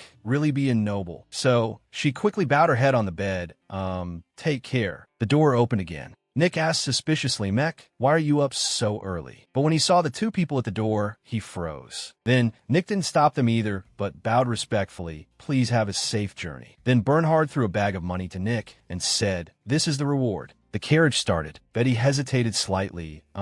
What about Lucy and Anton? The ones who were with me, what happened to them? But Bernhard asked back coldly, "Why should you care? Do you think I'm some homicidal maniac who kills people when things don't go my way?" Hearing him say that, she frowned and thought to herself, "Aren't you exactly like that?" Then she heard Bernhard answer, "I didn't do anything. They're all fine." So she breathed a sigh of relief. "Oh God, thank goodness. I almost thought I wouldn't be able to sleep at night." At this moment, he spoke again. "Do you have any idea how much I suffered this past week because of you? I had to turn the entire capital upside down. I gave you a place to study, raised you, protected you. What in the world is your problem?" At this point, Bernhard's voice deepened. "Until you finish your exam, you will not set foot outside, not even once." Hearing him say that, Betty was stunned. "What?" He said, "You disappeared the moment I took my eyes off you for a second." She still didn't answer, but in her heart, she was constantly rebelling. Kids always disappear the moment you're not paying attention to them, she thought. And of course, in terms of rank, this Duke can be considered my superior. But it's just a purely contractual relationship. That doesn't mean I actually belong to him. Did I ever ask to be his guide? Do I remember him raising and protecting me? Thinking so, Betty was furious. What kind of noble imprisons a free citizen? Anyway, so she gathered all her courage to resist. No. Bernhard was incredulous. What was that? Betty glared and shouted, I said no." Looking at the expression on his face, she became even more upset. "You think you're the only one going crazy here. I'm going crazy too." And so the night passed. A long time later, a priest reported honestly to Bernhard. The hierarchy system considers purification compatibility, guiding methods, and many other factors. It does not take into account the potential or personal characteristics of the guide. Just because someone purifies quickly doesn't automatically mean they're a good guide. After listening, he replied, "That's enough. When will the test results be available?" He replied, We will send them within 2 weeks. Then he didn't forget to add, the child may need to rest after the test, so we recommend that. Unexpectedly, Bernhard took Betty's hand and walked away, interrupting him. That won't be necessary. Looking at the person beside her, she said uncomfortably, my legs hurt, I can't feel anything. But Bernhard didn't care and said, then force yourself to keep walking. Betty stopped, no? He asked, but it sounded more like a statement. You're trying to define me again. She said, you've kept me locked up for 6 whole weeks. Bernhard replied to Betty in an obvious tone. So what? I made sure you wouldn't be bored. I kept sending you new toys, and I had the chef cook you delicious meals every day. Hearing this, she thought, it's no wonder those meals looked so luxurious. I mean, the luxury for those 6 weeks wasn't bad at all, I admit that. But that doesn't mean I liked being locked up there. Then he started to raise his voice. If you don't want that, then you should behave properly. Do you know how much trouble I went through looking for you? Hearing that, Betty asked back, then why did you even bother looking? Her words left Bernhard stunned. He frowned and said, now you've really crossed the line. Looking at Bernhard like that, Betty worried, did I go too far? Maybe I should have explored the room more thoroughly. Unexpectedly, he pinched her cheek and said, you think making a cute face like that will make me let this go? Only then did she react. She cried out, ow, that hurts. In her heart, she was extremely skeptical. Why are the hands of a 15-year-old so rough? Hearing her cry, Bernhard smiled with satisfaction. Of course it hurts. You're being punished. Betty was even more puzzled. And why is he suddenly acting like this? Then he held her face, his voice softening. Don't talk back anymore. Every time it's no, no. But Betty still stubbornly replied, no. Just then, a voice suddenly rang out, stop it. The person grabbed Bernhard's hand and said, it's clear the girl doesn't want it. This was Erhard Ignia Gladio. In The Great Downfalls, he was supposed to end up with the main character, Kristen. Erhard, the second Duke, suddenly interrupted. Bernhard replied with great annoyance, of course, she doesn't like it, but she's being punished. How can she enjoy it? So Erhard replied, we are in a sacred space. Show some respect for your position. As soon as the words were out, Bernhard burst out laughing. Oh, right, my position. He continued with a scornful look. You're just a child with no title, and you dare speak to me like that. I almost forgot who I was. To clarify, to be more precise, second Duke isn't even a title. It just refers to the child of a noble, not an actual noble rank, just a term of respect within the aristocracy. Plus, in the aristocracy, you can't speak to someone of higher status unless they speak first. So, Erhard quickly bowed his head and admitted his fault. I apologize for breaking the rules. But his attitude was still somewhat defiant as he continued. Witnessing an injustice against a child made me feel uncomfortable. I did not speak up in time. Hearing these words, Betty looked alarmed. Now this is real backtalk. Those were just childish actions. After Erhard finished speaking, he smiled mysteriously and replied, but hey, I'm always merciful, right? If you survive your first expedition, I'll spare you. As soon as she heard this, she was stunned. An expedition, a mission down into dangerous places to deal with magical beasts and collect rare resources. Expeditions are very important for gathering materials, which are used to create magical tools, now essential for humanity. Expeditions are also the reason for the existence of transcendents and guides. Xenus completed his first expedition as a transcendent. Bernhard picked Betty up sideways, turned, and said with a smile, let's go. She didn't resist anymore and thought to herself, the second Duke must be visiting the temple to prepare for his first expedition. And now, this guy is mocking someone who is about to go through what he once went through. It's no wonder the Duke hated the second Duke in the original story. He always mocked the second Duke, saying that Erhard, the second Duke, grew up too soft, though it's not entirely wrong. The second Duke didn't wipe out an entire family just to get a title like someone else. Seeing Betty's continued silence, Bernhard asked, isn't this your favorite place? No, but she didn't answer and looked at him silently, leaving Bernhard utterly confused as he thought. But this is the exact place we came last time. You even ordered the exact same thing. Isn't this your favorite spot? Looking at the person dozing off beside her, Betty thought to herself, the Duke continues to take me to ballet performances, and buys me toys, and treats me to fancy dinners at expensive restaurants. It's like we're back to 6 weeks ago. As night fell, the two of them got in the car to go back. Betty, exhausted, fell asleep. Bowenhard looked at her silently and remembered, at that time, the girl who had switched clothes with Betty had told him in a panic, I swear I didn't know. She asked me to switch clothes with her, so I did. Where she went after that, I really don't know. At that moment, Bowenhard was furious. He thought, even during my first expedition, when everything seemed bleak and terrifying, I never felt this helpless. After turning the entire capital upside down and finally finding the kid, it turns out that kid was being pampered like a princess in an assassin's guild. Remembering this, he smiled unconsciously. That little thing, playing me for a fool. It's ridiculous, isn't it, Betty? Early in the morning, a voice called out Betty. Before her eyes, Lucy said, I'm glad you're safe. Anton also said, you must have been very scared last night because you got lost, right? Lucy continued, I know it's difficult for you to have to return to the capital so quickly, but Anton added, we'll help you. Under their kindness, Betty thought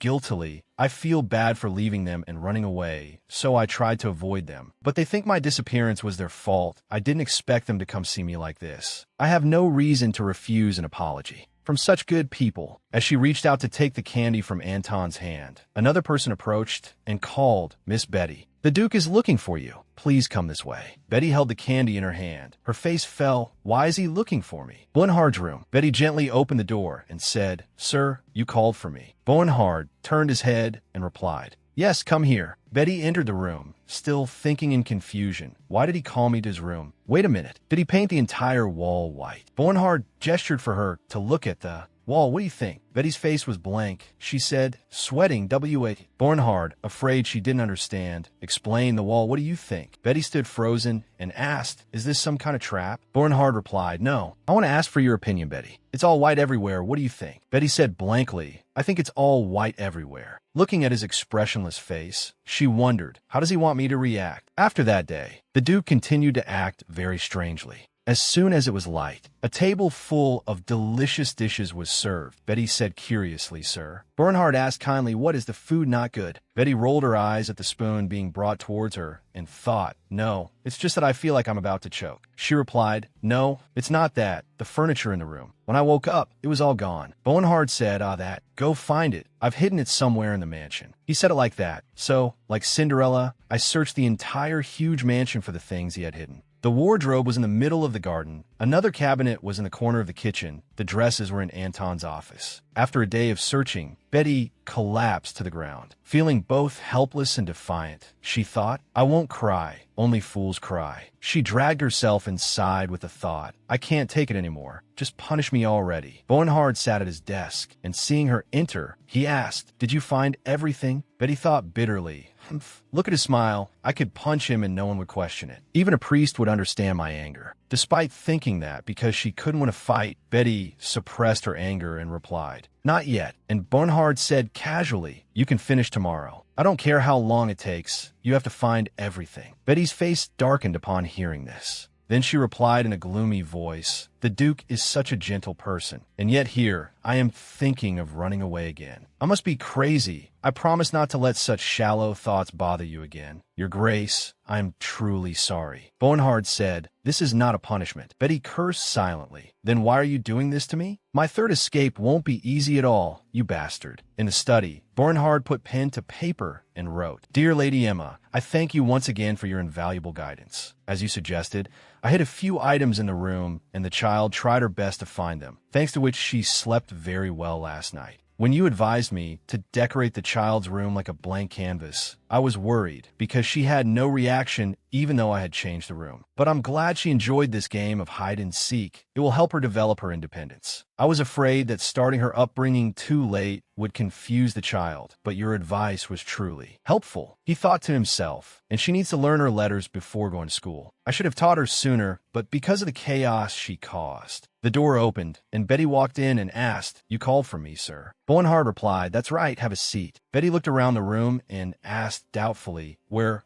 should I sit on your lap? After sitting on Bowenhard's lap, she thought curiously, has the Duke gotten taller? Well, he is at that age. While she was lost in thought, Bowenhard pointed to the table and asked, you don't know how to read, do you? Look closely. Betty pondered for a few seconds, then asked, "Is this my name?" Bernhard replied, "That's right, Beatrice." Seeing her look of rejection, he said, "Your real name is Beatrice. Betty is just a nickname." Betty said, "I use Betty quite a lot, so teach me that too." Bernhard replied, "All right." He took her hand and said, "Now you write like this." After finishing, Betty asked, "Is this word Betty, sir?" Bernhard shook his head and said, "No, this is Bernhard Lily Zenus." She said, a little angry, "That's her name." Bernhard immediately replied with an obvious look, "Actually, knowing my name is more useful than knowing your name." Betty glanced sideways, silently comparing the sentence, "I am Betty and I am lost," with the sentence, "I am the servant of Bernhard Lily Zenus and I am lost." Everyone knows the latter would win because it has more weight. Even so, she still said, "But can you teach me to write my name too? I really want to know." Bernhard nodded. "All right, this time I'll write Betty." Seeing him start to scribble on the paper, she asked suspiciously, "You're writing something strange again, aren't you?" Bernhard replied, "No, it's fairy." Betty said helplessly, "I'm sleepy. I want to go to sleep." He said again, "Forget it." Betty asked, stunned, "Forget it, huh?" Bernhard then threw out a sentence, "You want to go to school without even knowing your own name." He wrote a name on the paper and said, "Here, Betty." She still asked with some suspicion, "Is this really my name?" Bernhard nodded and said, "Yes. Now you try writing it yourself." Seeing her grasp it quickly, he praised, "Not bad. You'll learn enough to be able to read a few novels." Betty asked happily, "Really?" Perhaps feeling she was being a bit impolite, she immediately turned away and continued, "It would be great if I could read books. I still haven't finished the book you sent to my room last time." The sound of Betty's stammering filled the room. "PL, please." She held the paper in her hand, muttering, "Please accept it. Please accept it." After reading it, she thought happily, "Great, this is so great. This is why Korean kids read everything they see when they're just learning their letters." Betty picked up another piece of paper, continuing to think, "The Duke didn't tell me to just wait quietly. Is there anything else to read?" There's nothing else but the boring things. On the desk. After taking a book from the desk drawer, Betty wondered to herself, "The Duke reads books too? What kind of book is this? 101 Useful Things for Young Children. Problems at age 7.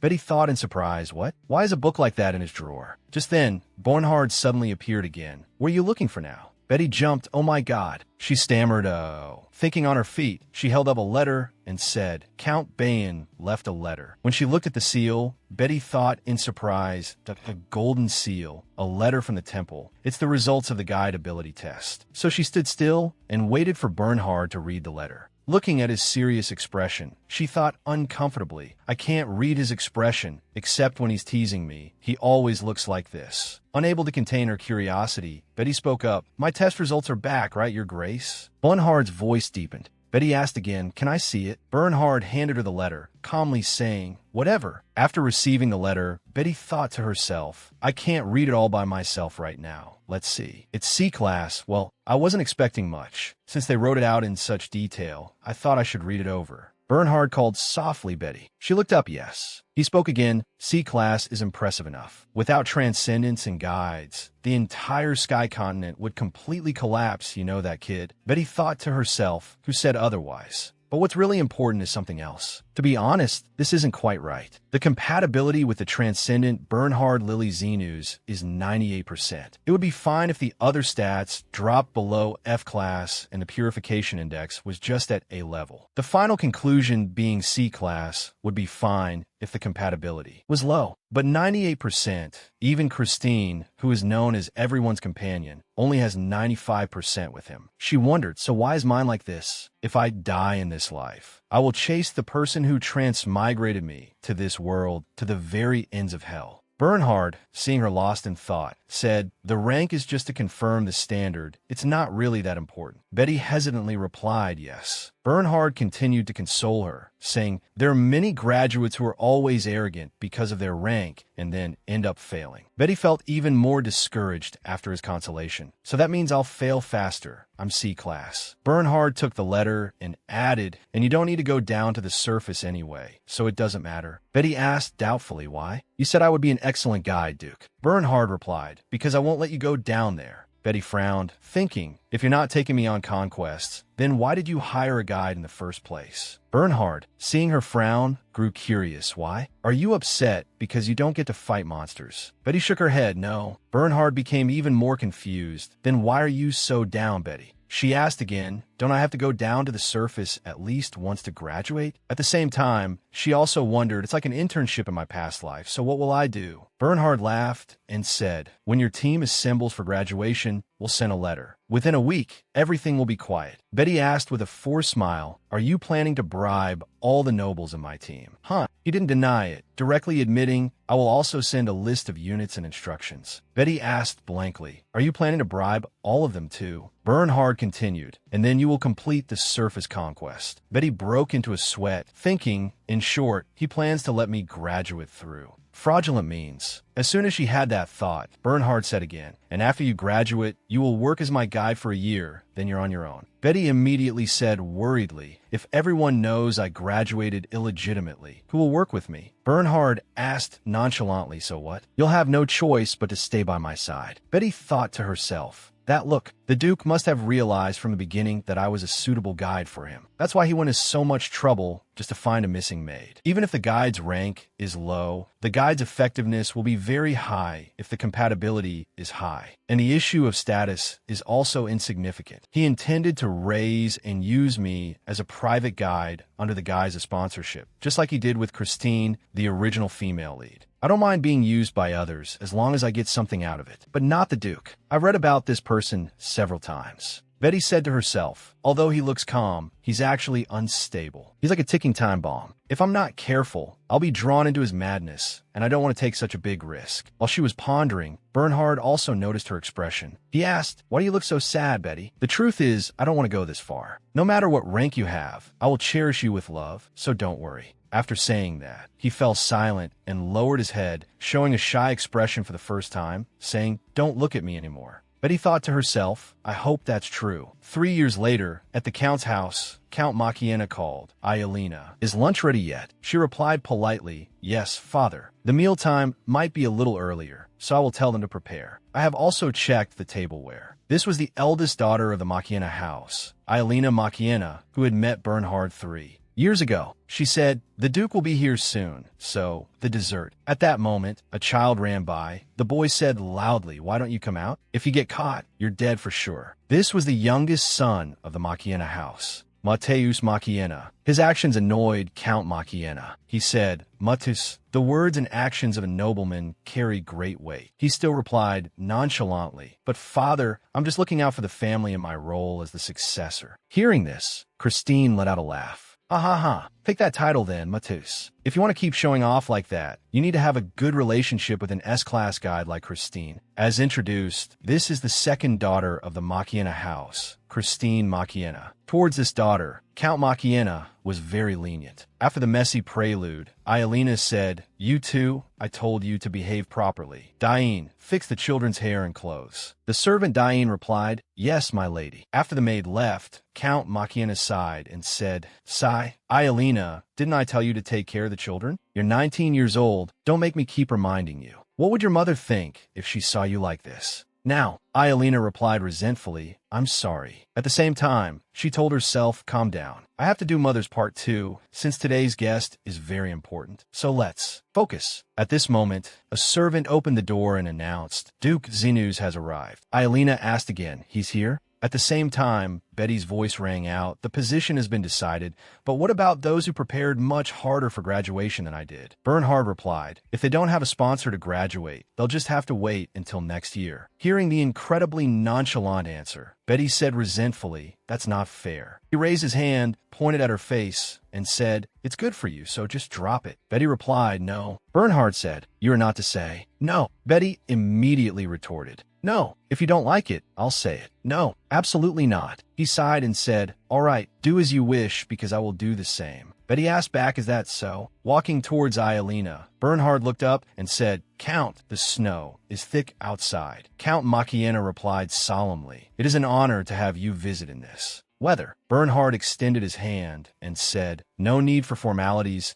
It's a pleasure to see you again after such a long time. Count Makiena hurriedly took his hand. I am greatly honored. He turned to his side to introduce, and this is my eldest daughter, Ielena. Come and greet him, dear. She also bowed in greeting. It is an honor to witness your unwavering loyalty to the Empire. I am Ielena Makiena. Bernhard glanced over, smiled, and said, Ielena, we've met before, haven't we? Ielena was surprised. Ah, yes, you still remember? Bernhard replied, of course. Ielena thought again. I thought he was unhappy because he just argued with that little girl, wasn't he? At this moment, Bernhard also glanced at Betty and introduced her. This is Betty, whom I am sponsoring. She is very talented. Introduce yourself, Betty. She also said politely, I am Betty. Thanks to the Duke, I will be attending the training school next spring. I look forward to your guidance. Ielena continued to think. So, this is Betty, the child who will be attending the training school with Christine. For this child, the Duke gave up 30% of the profits from the emerald mine in the territory, which was the condition for Christine to study with this child. Because school life would be easy for an S-class guide, even though Christine doesn't need to enroll because everyone wants her, but father will do anything for the mine's profits. Then again, it's surprising that the Duke would do so much for just a C-class child. Is he kinder to the child than the rumors say? Or is there something special about that child? After a while, in the Count's drawing room, Ielena still had a puzzled expression as she stared at Betty. She asked, Your name is Betty, right? Do you find the food delicious? Betty replied softly, Yes, the steamed squirrelfish and pheasant meat are very delicious. Hearing that, Ielena immediately became curious. How did you know it was squirrelfish? Betty replied, Before receiving the Duke's favor, I used to be a kitchen servant. Ielena replied, slightly surprised. I see. She said to herself, thinking back, the child's hands seemed rougher than other children her age. Then she said, If you have a book you want to read, tell me. And as for sweets, feel free to eat as much as you like. Betty said happily, Thank you. Ielena thought again. She seems to be a good and polite child. It seems she will study even harder after entering school. The Duke's support is not in vain. She looked out the window. Feeling lucky, the meal ended without any problems. While father and the Duke are talking, I just need to keep an eye on the children. I hope everything stays peaceful like this. Suddenly, Mateus walked up behind Betty and called out, Hey, you dirty kid. Ielena was startled and shouted, Mateus, what are you doing? You're not allowed to bully a guest. Apologize to Betty right now. Despite being scolded, he still spoke rudely. What guest? She's just a commoner. Ielena said irritably, I told you not to be mean. Mateus replied indifferently, Why am I being mean? It's Betty's fault for being stupid, isn't it? In nature, stupid things like her just get eaten. Ielena said helplessly, You're unbelievable. At the same time, she sensed something was wrong. Wait a minute. Where did Christine go? She was just in this room. After thinking, Ielena asked Zine, I don't see Christine. Do you know where she went? The maid named Zine scratched her face suspiciously and replied, No. Where could she have gone in such a short time? She suddenly changed her tone. However, Miss Christine is really stubborn. How can someone like me go looking for her? This is a job for someone of a higher position than me. Ielena frowned, thinking for now I have to find Christine. Other things can wait. Then she ordered, I think I know where she is, so I'll go bring her back. Watch over Betty and Zine for me.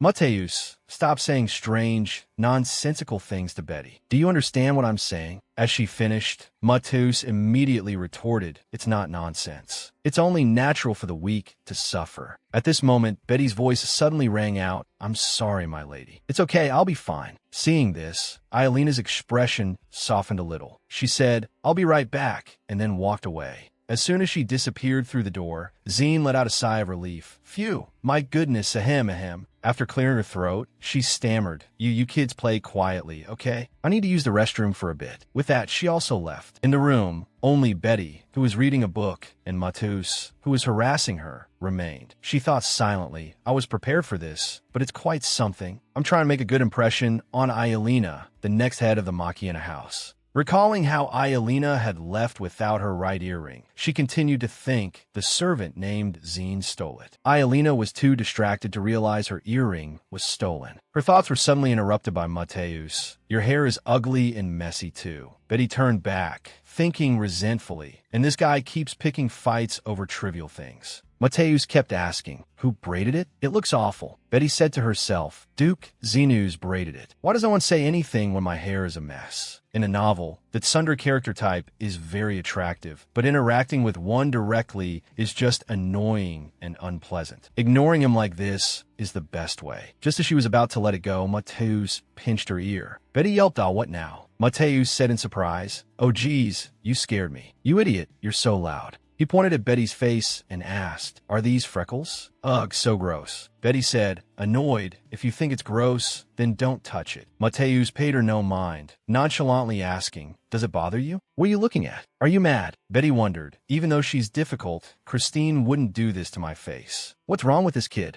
Then she replied, no, I'm annoyed. Mateus sneered, whoa, you're annoyed? How stupid. You're being treated well, and you're not even grateful. Betty heard this and said, I didn't ask you to treat me well. Mateus laughed and said, what can you do? Who cares what you think? But now I'm losing my patience. Are you going to keep talking back to me like that? Don't you know your place? He grabbed Betty's hair and continued, let's see what happens. Just try it. Under the challenge, Betty decisively turned around and slammed the book straight onto Mateus's head. Then, while walking away, she thought, oh God, this is crazy. Mateus stood up, clutching his head, and said tremblingly, teach this. Do you want to die? Then he chased after Betty. Hey, come back here. You're not even worth my effort. Seeing her run into a room, Mateus sneered, ha ha, are you stupid? Do you think you can escape while you're in my house? Do you think hiding will help? At most, you can only hide in the closet, right? As he spoke, he pulled open the closet door. Seeing the closet was empty, Mateus let out a loud, surprised, huh? At the same time, he muttered doubtfully, where did she go? Suddenly, a hand reached out and tapped his shoulder. Mateus turned around. The moment he saw Betty, he was immediately pushed into the closet by her. In a fit of rage, Mateus asked, what the hell are you doing now? Amidst his screams, hey, open up while I'm still being nice. Betty just slowly wedged a piece of wood into the door handle, while Mateus was still shouting loudly, aren't you going to open it? You mean thing. At this point, Betty finally spoke. Why am I the mean one? It's because you, Mateus, are too stupid.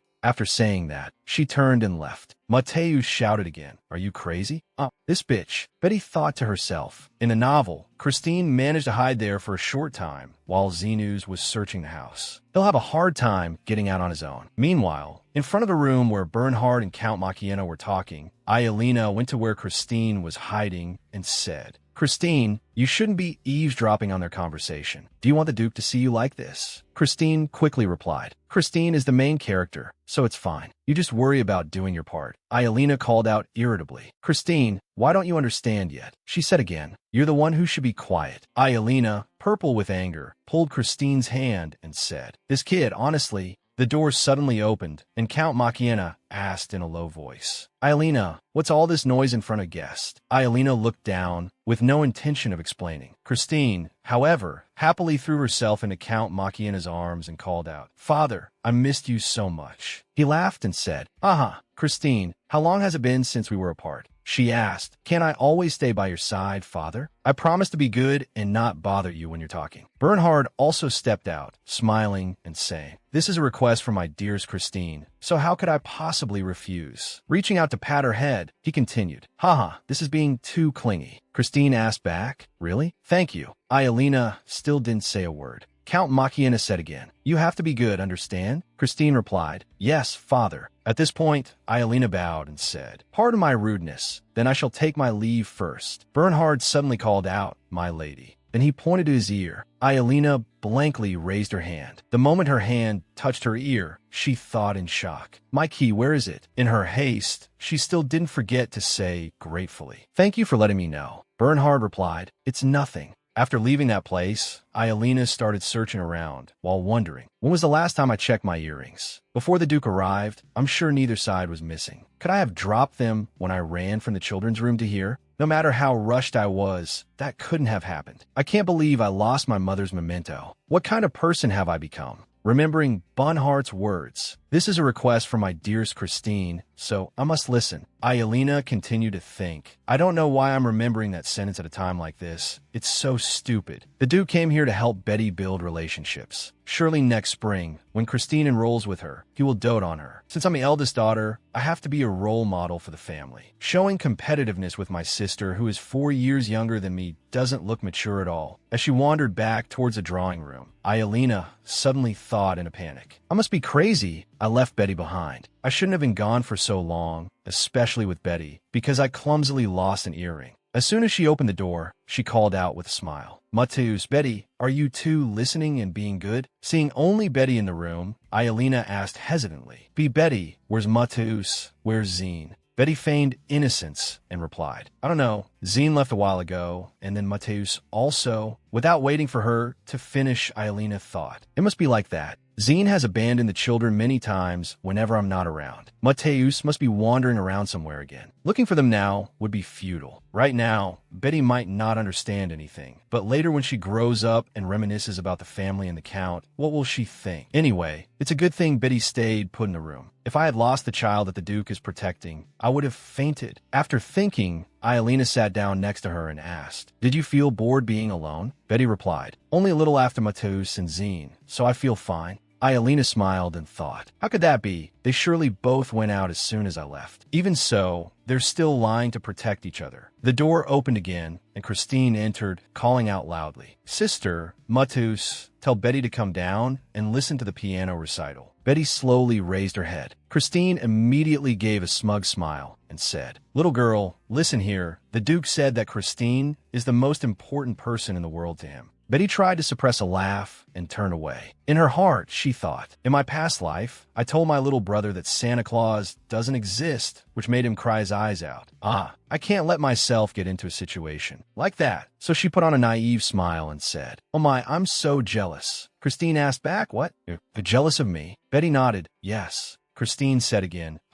"That's a bit arrogant, but since I'm kind, I'll treat you well at school. I'll bring you along every day like I do with my personal maid Sophie." "Oh my, thank you." Suddenly, Iolina asked loudly, "Oh, what's wrong?" Christine immediately turned back. "What is it? What are you looking for?" Iolina asked again. "What were you asking about? What are you talking about?" Christine looked at the banquet table. When she saw that the table full of sweets was now empty, she was stunned. Betty thought to herself, she's not upset because I ate all the dessert by myself, is she? This is the Count's house anyway. How can she be so calculative about food? Christine held up a cake tray and asked, This, who ate all this chocolate? I specifically told the kitchen to save it for the Duke." Iolina asked, "What do you mean?" Christine replied, "I put in a paper box. I told you about my dream today. In my dream, the Duke appeared and I gave him chocolate. I told the chef to make the exact same thing as in my dream." Betty immediately felt a pang of guilt, thinking, that because Zine ate it so deliciously, I also tried. Iolina said, "Christine, the food on this table is for everyone, and if it was that important, you should have told Zine beforehand. Or you could have just quietly followed from the beginning." Christine, still angry, said, "Sophie said she would tell Zine." She thought to herself, it seems Zine didn't hear anything from Sophie. Then she said loudly again, "No, first of all, who ate all of this?" Iolina replied, "How would I know? Just stop talking about it." Even though she said that, Christine still looked at the table and continued, "Looking here, only 2 people ate the most enthusiastically, sister. The other 2 didn't even pick up their forks." Betty broke into a sweat, thinking, what's with this sharp deductive ability? As Christine said, the 2 who ate most enthusiastically were me and Zine. Iolina and Mateus didn't touch anything. Christine said again, "Because I mixed pink coloring into the chocolate, if it's still on the plate, that person ate it." Betty thought to herself, anyone who sees this would think the family heir is Christine, not Iolina. Should I find a way to connect with Christine?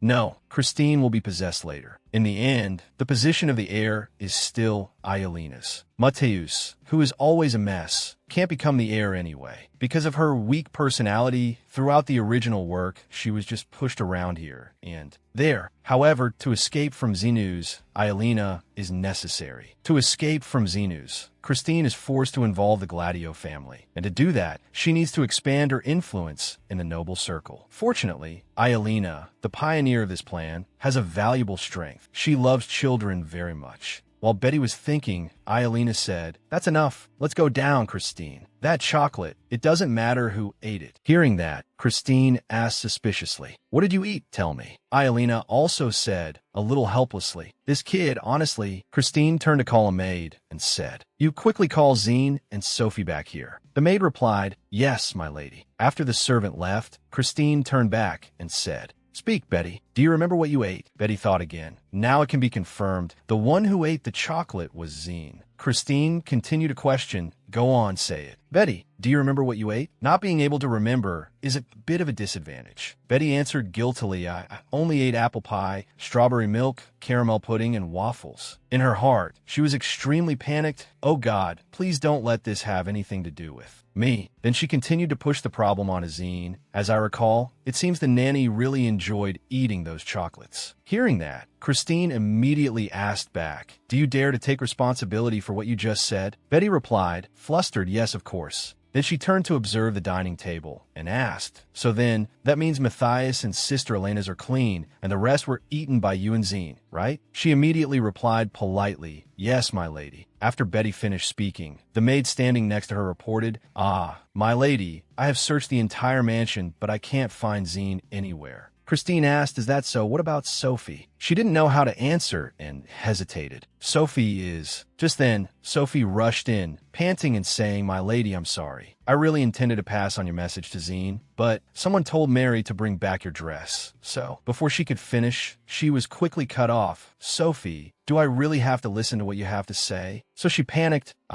I'm sorry, my lady." Hearing that, Christine said coldly, "This isn't the first time she's done something like this. I'm going down to listen to the piano recital, and you go find Zine in the meantime." Sophie immediately replied respectfully, "Yes, my lady." Only then did Betty dare to relax. She thought to herself, "Phew, I'm so relieved." Even though it was resolved, Christine still wouldn't stop grumbling. "I knew it. She would definitely notice the food. Honestly, she always does things that embarrass others." Hearing that, she laughed and said, "In my hometown, if you eat well, it's a blessing." But who knew she would be so disgusted? Only commoners would think that way. "I'm telling you now, don't you dare embarrass me at school over things like food." So Betty immediately gave a flattering smile. "No matter what silly things I do, your reputation won't be harmed at all, right?" In her heart, she sighed, "Social life is so difficult." But at least these words made Christine happy. Ahaha. Then she suddenly asked in a low voice, Are you also like that with the Duke?" Hearing that, she was startled and wondered, "Why am I still being scolded when I try to follow along?" Thinking that, she naively asked Christine back, "Yes, ma'am, what did I do?" She immediately replied, "You don't know? Do you like to pretend to be innocent in front of me? However, you can handle other things yourself. If it were you, just saying that would be enough to understand, right?" At this point, Christine clicked her tongue, seeming quite pleased with Betty. "Well, it's better to be clever than foolish. I think you're all right." Hearing that, she replied softly,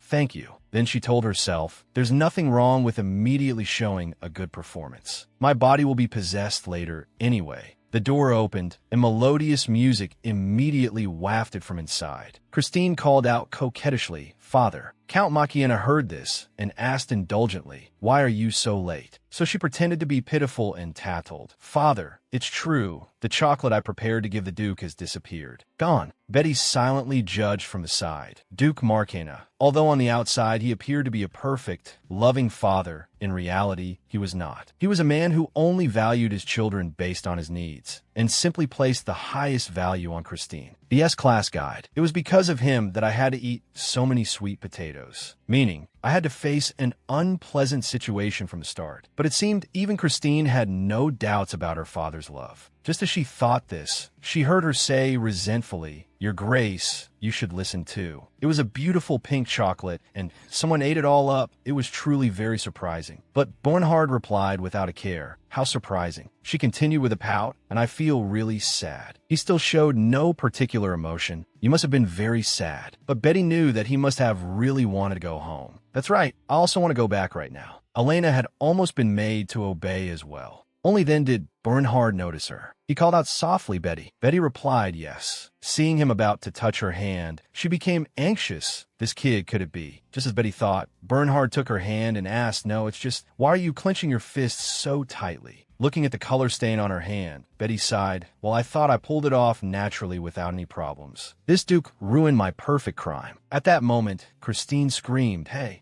Startled, she pulled her hand back, stammering an explanation. This is a conspiracy. They're trying to frame me." But she wouldn't listen and jumped up, about to hit Betty. Hey, you naughty little mouse. I was nice to you, and you dare play games with me?" She screamed in fear. Then she lunged forward to the horror of Elena and everyone else. Betty thought to herself, there's enough reason to understand why Christine is angry. Christine must have thought that everyone was beneath her feet. She was talented, beautiful, and a noble. But how could there be a commoner covered in freckles like this? Moreover, to be betrayed by a commoner whom she had tried to treat well, how unpleasant must that feel? So, she immediately turned and ran. "If I get caught, I'll die." Despite Christine being held back by Bernhard and screaming nonstop, let go of me. Stop right there, you ugly, insolent thing, like a beggar." After running outside, Betty didn't dare to stop. She thought Christine, who always craved love, finally had her true nature exposed. But suddenly, a voice rang out. Huh, this crazy person. Betty froze. Matthias, looking haggard, cursed angrily. You crazy woman. Seeing her run away again, he yelled, Where are you running? Why don't you come here? Betty was extremely panicked at this moment. How did he get out so quickly? I thought he would be locked up for at least another half a day. Luckily, a butler appeared, his voice trembling. Young master, please calm down. But he wouldn't listen and shouted, Let me go. Taking that opportunity, Betty continued to run. I won't forget you, nameless butler. Matthias's screams echoed relentlessly. Let me go. Damn it, she's running away. Then he broke free, this crazy brat. Come here right now. She gritted her teeth and kept running, but there was nowhere left to run except for the room from before. Cornered, Betty screamed, Ah. Matthias had also quickly blocked her from behind. Come here, you insolent brat. He said smugly, You're dead meat today. At that moment, Bernhard appeared, startling Matthias. He said in a cold voice, So what is this now? He answered fearfully, No, I'm being wronged. She locked me in the closet first. I was really scared this could be considered the crime of assaulting a noble. You know, but Count Marcana shouted, Shut up, Matthias, after acting like a madman. What do you have to say for yourself? Can you even understand how important your position is? Then Bernhard looked at him, his voice full of reproach. I didn't know my little girl was so disliked, Count. I thought we were going to become good friends. These words made Count Marcana panic. Duke,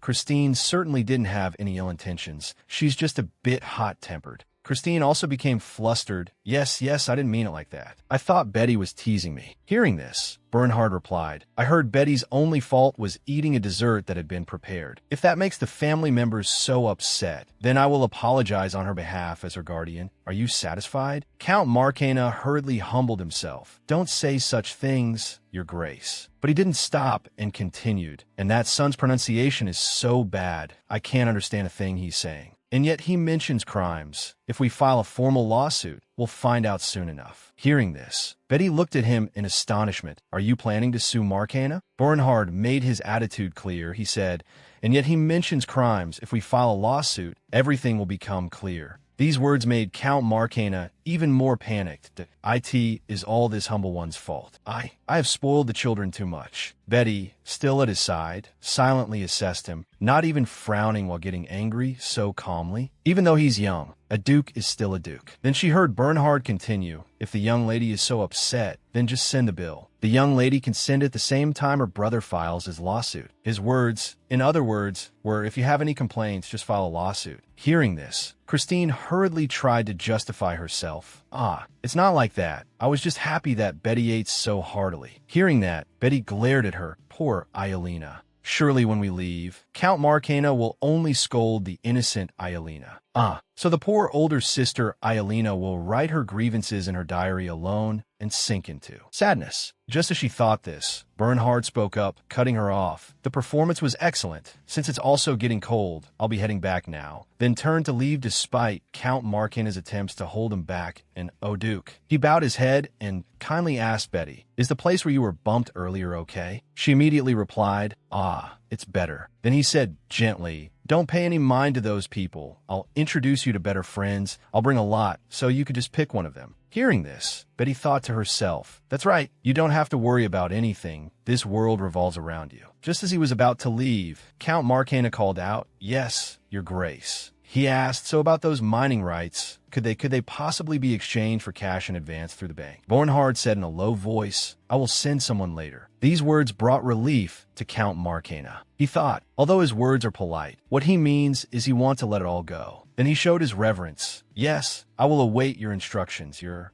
Grace. At this, he turned his head and smiled. This was an interesting meeting, Count and Lady Christine and young Matthias. Betty mumbled, repeating, Lady Christine and young Matthias. His voice rang out again. In any case, be careful of the winter wind. Outside, she slowly got into the carriage, then waited obediently. Looking at Iolina, standing there silently, Betty smiled faintly. You can't hate me for ruining the atmosphere, my lady. I even prepared a surprise gift. For you. The sky was getting dark, with a few faint lights lingering in the space. Iolina was writing in her diary again. She wearily supported her forehead. Looking at herself in the mirror, Iolina became even more dejected. Just look at me now. Marcana has completely fallen out of favor with Duke Xenus. I should have properly fulfilled my mother's role. If so, before this incident happened, I could have properly protected that child. and I wouldn't have been in such a hurry that I lost my mother's keepsake. The maid beside her suddenly spoke up. My lady, should I also clear out the things in the bag? Hearing this, she replied, in the bag, there's probably nothing in there. Then the maid took out an item and said, there's this in the left pocket. Looking at the earring in her hand, Ayelina was astonished. A gift from the flower fairy. Legend has it that on New Year's Eve, the flower fairies awaken from the pure hearts of children and grant their wishes. It can be considered a holiday similar to Children's Day. It is a long-standing tradition to hold a ball for children who have not yet had their debutante ball. Time flew by, and on New Year's Day, a ball was held at the Royal Palace, called the Flower Fairies Ball. Bernhard and Betty also attended. He said, if you feel sleepy, just tell me anytime. Betty, you can go in and rest immediately. She nodded yes. Then Bernhard instructed again, when accepting a dance request, you must write it on the dance card. Don't mess up the order. Betty continued to reply yes. She thought absently, and I've been clumsy at listening to music since my past life. When I sing, I create new melodies to that extent. My dance moves are no different from a creaking wooden puppet. Then she looked over at Bernhard sitting silently. Beside her, outside, the snow was falling, whitening the sky, and they had arrived. He gently extended his hand to help Betty come on. She took Bernhard's hand and carefully stepped down. It seems he himself is also quite concerned, because every time I practice dancing, he participates. With that thought, they both went inside. Ambrosio hurriedly came out to greet them. This must be Duke Bernhard Lily Zenus and Miss Betty, correct? Then he took out a rose and gave it to Betty. May Miss Betty's wish blossom. She smiled, reaching out to take it. Thank you. But when she looked straight into Ambrosio's eyes, Betty froze. What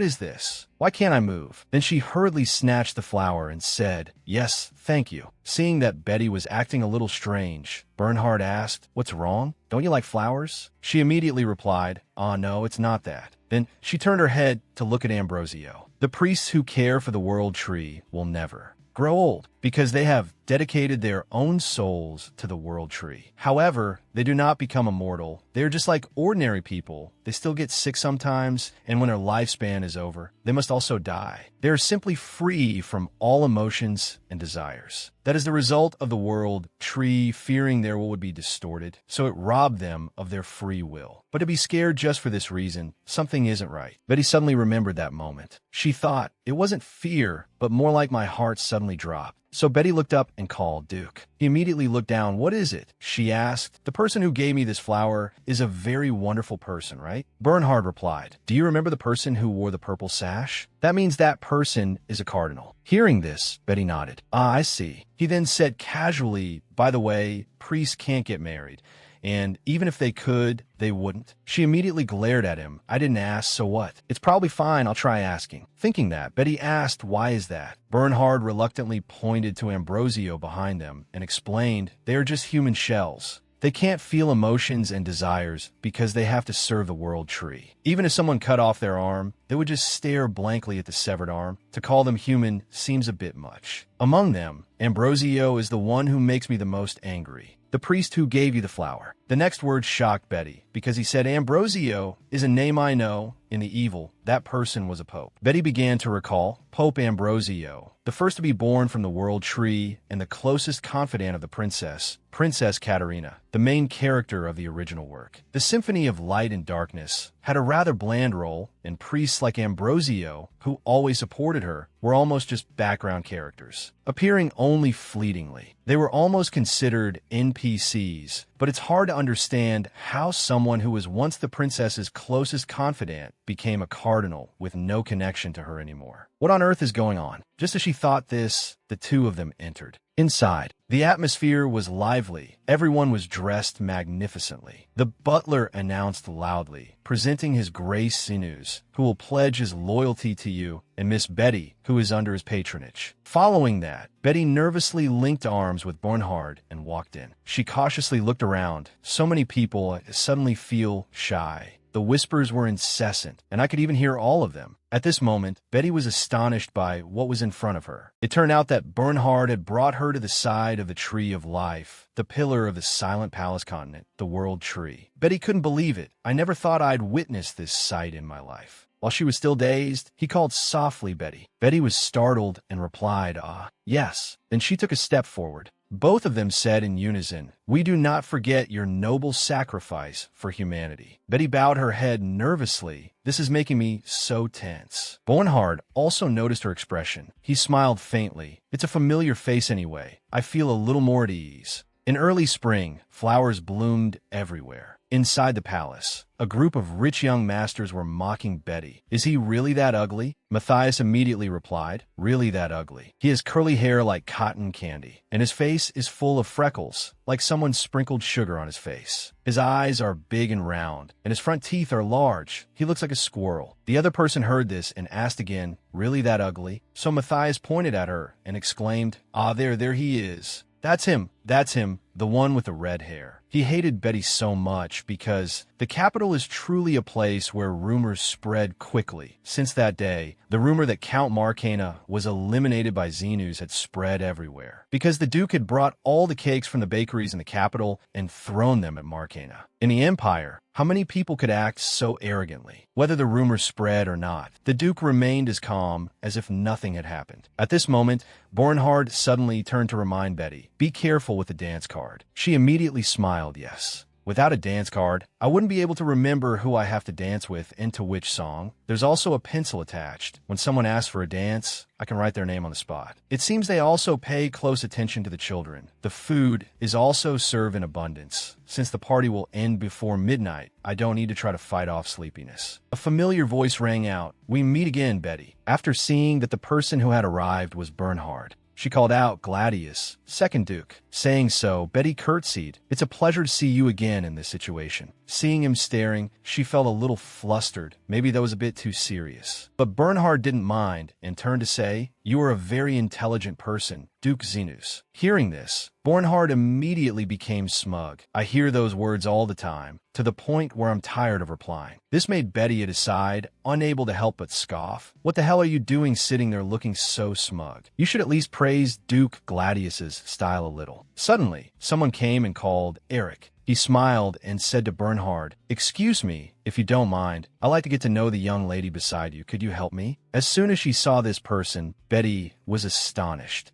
Could it be? The sense of responsibility of a nobleman was deeply ingrained in him. With a rich soul and a thoughtful personality, always caring for others, Duke Lucifer's son. Seeing her dazed, he asked with concern, "Betty, are you all right?" Betty replied, "Yes." Then Bernhard began to introduce them. "Beatrice, this is the eldest son of the Sun family, Lucifer. Lucifer, this is Beatrice, who is under the patronage of Duke Xenus." In the original story, Lucifer's son, who was always willing to help anyone who asked for help and never refused. Although still young, he had participated in many charitable works and many policies to help the poor. There is no need to argue. In other words, it would be very suitable to build a relationship to help me escape in the future. Then the two of them curtsied to each other. Lucifer spoke first. He said, "It is an honor to meet such a beautiful young lady. I wonder if there are any empty spots on your dance card." She immediately replied, "Yes, they are all still empty." Betty thought to herself, to ask for a dance right away like that, he must be trying to help a clueless commoner child adapt to the party. Just as she thought this, she heard Lucifer ask cheerfully, "Then, may I have the honor of dancing the first dance with you, my lady?" Betty immediately replied, "Yes, of course." Then she handed him the card, saying, "Here on the dance card." Unexpectedly, Bernhard suddenly interjected. He coldly told Lucifer, "I'm sorry, but the first dance is already taken. Your Grace, please find me another piece of music." This made him feel awkward. "Ha, is that so?" As for Betty, she glared at him angrily, this kid. Then she turned to say to Bernhard, "Duke Lucifer asked for the dance first, but he decided on his own. The first dance is naturally mine." Hearing this, Betty snapped, "I didn't hear that." Bernhard replied calmly, "It was so obvious that I didn't say it." This made Lucifer feel awkward. He forced a smile and said, "Well, in that case, I'll write my name down for the second piece of music. I'll see you later in the hall, miss." Betty. This made Betty even more furious. She glared at him. "Are you satisfied now?" Seeing the provocative look clearly on his face, Betty was confused. Why does he always like to cause trouble? Do you think just smiling beautifully is enough? And so, in the lively atmosphere of the ball, only she was sulking with no one to talk to. "I'm so mad. I can't be with that guy anymore." Then she looked to the side. By the way, before school starts, it would be better if I could make friends with people my own age. However, with my status, I can't join in the conversation until someone speaks to me, so Betty had to reluctantly walk past them. Suddenly, someone ran up and placed a flower crown on her head. After realizing she had the wrong person, she became embarrassed. "Oh, are you okay? I thought you were someone I knew." Hearing this, Betty smiled and returned the flower crown. "It's not that. The flower crown is really beautiful." Elizabeth replied, "Thanks. Sorry, what's your name?" Betty replied, "I'm Betty, under the patronage of Duke Zanus." After she finished speaking, Elizabeth also introduced herself. "It's nice to meet you, Betty." "Ah, I'm Elizabeth Valentina."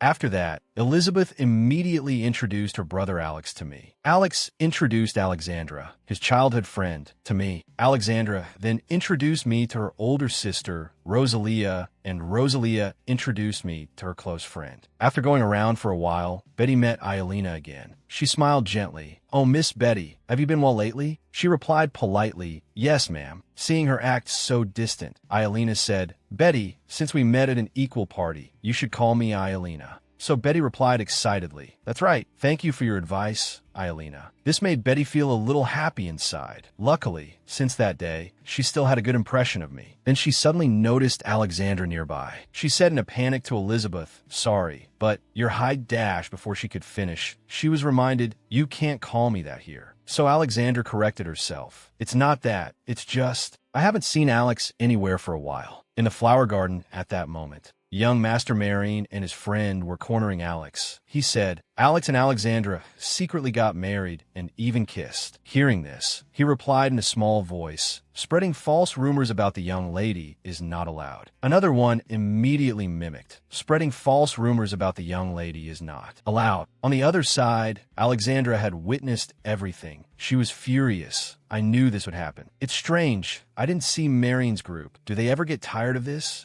As for Betty, she was at her side, telling herself, "I can't believe I followed her." Recalling a moment ago, Alexandra had just said, "I think I know where they are. Miss Betty, please come with me." She had immediately agreed. So now Betty was very curious. She asked, "Are those people Marion's group?" Hearing this, Alexandra was surprised. "Ah, Betty, is this the first time you've heard of Marion's group?" Then she pointed towards young Master Marion. "Over there, do you see the biggest and ugliest one? That one is the son of Marquis Marion, so people call them the Marions." In the original story, the Marquis Marion family was a family with a tradition of producing superhumans. Therefore, the Marquis Marion family seemed to have a strong influence even among other Marquis families. So the Valentina siblings couldn't argue with him, but it's not like there's no way to win. So Betty asked Alexandra, "So he's the leader, right?" She knew well, with these types of people, you just need to take down the leader and they will surely disband. Alexandra was now trembling with anger, but still politely answered Betty, "That's right, so we just need to deal with him." As soon as she said that, she quickly interrupted, "Let me try to talk to them nicely and bring Alex back." Hearing Betty say that, Alexandra was startled. "Really? Are you sure you'll be okay?" "Betty, if we go together, a fight will break out." But Betty didn't answer. According to Alexandra's words, giving him a knock on the head would probably be very satisfying, but Alexandra was too young to consider some things. One thing was about social status. She was the daughter of a baron's family, while the kids in Marion's gang were mostly children of noble families like counts or marquises. The second thing was strength. The kids gathered there seemed older, their height was also superior, but we only had two 13-year-olds. An 11-year-old and another 13-year-old commoner. Of course, it couldn't be a match. So she thought of Bernhard. Therefore, with a powerful person behind me going is the best choice. At this time, Elizabeth turned to ask Alexandra, "So, should we inform Lady Rosalia that we found Alex?" She immediately became anxious. We can't just leave Alex there and go without doing anything. But she thought, Elena must be very worried too. Saying so, Elizabeth turned to Betty. "Betty, I think you have a very good way of handling things, so you will definitely bring Alex back safely." Hearing that, she thought,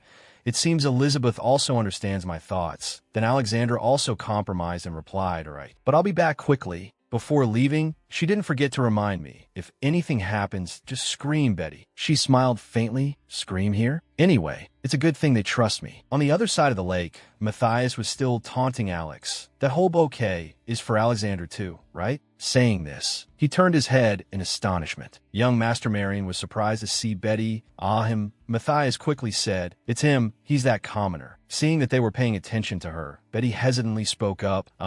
Lady Rosalia is looking for Alex, so I just..." Hearing her say that, young Master Marion slapped Alex hard on the back. "Is that so? Hey, they're looking for you. Hurry up and go." She looked at Alex in front of her, unable to help but wonder, do they have some kind of disease where they can't live without bullying someone weaker? After Alex left, he looked over at Betty and asked, "You're Betty?" Seeing that he knew her, Betty was surprised. "Oh, you know me?" So he pointed at Matthias and said bluntly, "It's because this guy kept mentioning you that I remember." Suddenly being mentioned, he was startled and denied it vehemently.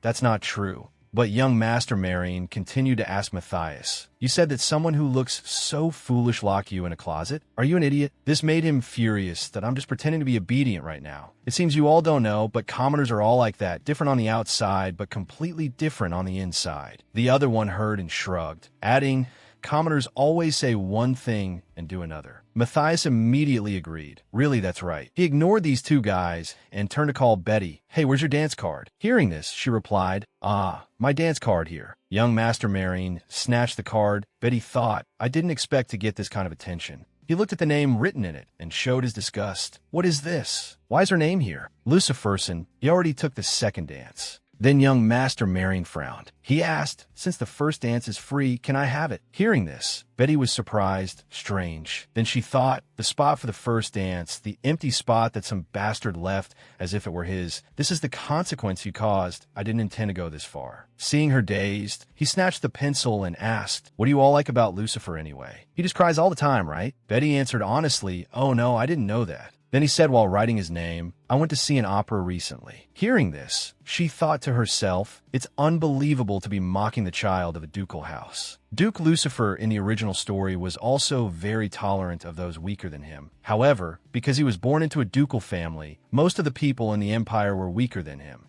Many people around said that the Duke was crazy, with an overflowing desire for world-saving charity. Because of this, Lucifer often behaved like a fool, always generous to everyone. That was his belief, that he had nothing to lose. But it was precisely because he treated everyone so well that kids like this appeared without any fear. Anyway, unlike him, I'm an opportunist. I can't miss this chance. I have to please Alexandra and Elizabeth. Both ladies will be my classmates. Duke Xenus will try to give me friends he has bribed. But honestly, can children bought with money be trusted? Thinking this, young Master Marion also returned the dance card to Betty. She asked, "Sir, could you possibly go to the fountain before the party?" Hearing this, he was puzzled. "What? Why should I do that?" Betty put on a cute act.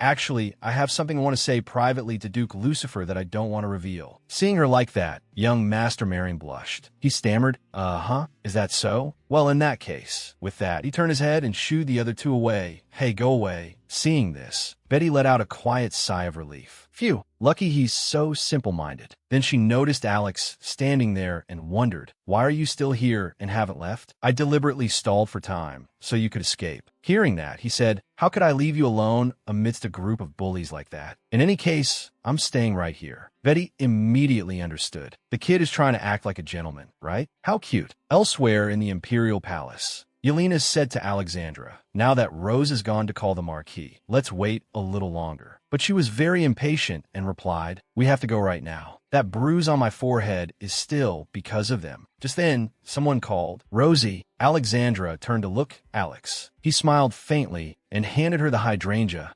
"I brought it for you to see. You said you want to see it up close." Seeing this, Alexandra worriedly scolded, "You idiot, who told you to let Marion's group bully you because of this?" Hearing that, Alex was surprised at how did you know about that? Suddenly, the Marchioness walked over and asked, "What's going on now?" She spoke to Rosalia with impatience. As I see it, the children don't seem to have any problems, Lady Rosalia. Kids often fight like that, so there's no need to worry. Hearing that, she quickly spoke up. I'm sorry, my lady, but it wasn't a simple fight. Alex was alone, and the other side was a group of boys. So she turned to Elizabeth and instructed, Elizabeth, don't tell your father about this. If he finds out, he'll be very disappointed that the boy isn't strong enough. She reluctantly replied, yes. Seeing this, Betty thought, I guess that even if adults intervened, everything would just blow over. But it seems the children are not like that. All right, if I tell them my plan now, will these kids like it? With that thought, she quickly called out, Lady Alexandra, Lady Elizabeth. Then she whispered in their ears, this is a secret from the others, but after speaking, Betty asked, the plan will be like this. How do you two ladies feel? The two of them were astonished. After hearing Betty's plan, Elizabeth asked worriedly, what if we get caught? Alexandra said, we definitely won't get caught. Bet. We just need to make sure we don't get caught. Seeing Betty's smiling face, she continued enthusiastically, this idea isn't bad. If I can tease that kid from the Marquis Marion family, I'm willing to do anything. To start Betty's plan, first, we need a temi fruit. When eaten, this fruit makes one's voice very strange. It's usually hard to find in winter, so it has to be taken from the greenhouse. Then, borrow a mini megaphone from musicians for a moment. Finally, just wait for that fool in front of the fountain. After waiting for a while, young Master Marion also slowly made his way to the fountain. He thought to himself, finally arrived. The target is in position. Alexandra then said, all right, let's begin. Then she picked up the megaphone and said loudly, Maid of the noble family, answer the call. Young Master Marion was startled and asked, What is this? Could it be? He asked cautiously, are you the flower fairy? Hearing that clueless question, the three of them, Betty, covered their mouths and laughed silently. He's fallen for it. Alexandra tried to suppress her laughter and replied loudly, that's right, I am the flower fairy. Young Master Marion exclaimed, oh my God. At this moment, Alexandra read from the card Betty had written, your pure desire for power has awakened me from my long sleep. After reading, she paused for a moment. Young Master Marion, still half believing, said, are you really the flower fairy? I really thought you were real. The other kids kept saying it was a made-up story, but his reaction was understandable because in this world, the flower fairy is like Santa Claus. Most children guessed that it was the servants, not the flower fairy, who brought the gifts. But why was he so easily fooled? His naivety truly exceeds expectations. So the rumor Alexandra mentioned was true. The Marquis Marion's kid still believes in the flower's request. Alexandra continued, to repay your favor, I will grant you one wish. The young master of the Marion house hesitated and asked, but, fairy, you are not visible, so where are you? Alexandra feigned anger and said, insolent, even if you were a Superman who inherited great power, a tiny creature caught in the vortex of death, dare you look into the eyes of an immortal? Hearing that, he was terrified and said in a trembling voice, please forgive my insolence, fairy. Alexandra pretended to be angry and said, however, a promise is a promise. State your wish, little one. Young Master Marion placed his hand on his chest and said, Sir, I have a wish. I want to marry the smartest, most beautiful, and most virtuous woman and make Duke Lucifer bow down to me. Hearing this unrealistic wish, Betty and Elizabeth covered their mouths and laughed. Alexandra even shed tears. However, she was sober enough to think, this is a critical situation. If I stop here, everything will be over. Then Alexandra cleared her throat slightly. Young Master Marion waited for a long time without a reply and asked, Fairy, are you listening? Alexandra spoke, don't rush me. He was startled and replied, I'm sorry. Alexandra said again, I will lead you to a place where there is someone worthy of being your partner, little one. She is already right around you. She will appear on the pine forest path, where the moonlight cannot reach. Wait for your partner there, little one. Hearing this, young Master Marion hurriedly ran off. Yes, I understand. Betty thought to herself, who would go for a walk on a dark pine forest path, full of dense pine trees on a cold night like this? It wouldn't be strange to encounter a ghost on this forest path. Moreover, the party has officially started, so the priest will also be very busy. That kid from Marquis's house must be shivering alone, waiting for his future bride to arrive, and will catch a cold. After thinking, she said, it seems like that kid is gone now. Suddenly, young Master Marion turned his head and stammered, Wait a minute, fairy. The three of them were startled. Alexandra quickly grabbed the megaphone and asked, "What is it?" He stammered, Does she like me?" Betty quickly wrote on a piece of paper. Alexandra immediately read it aloud. "Not sure, but don't worry. I have cast a love spell on her eyelids. The moment she sees you, she will immediately fall for you.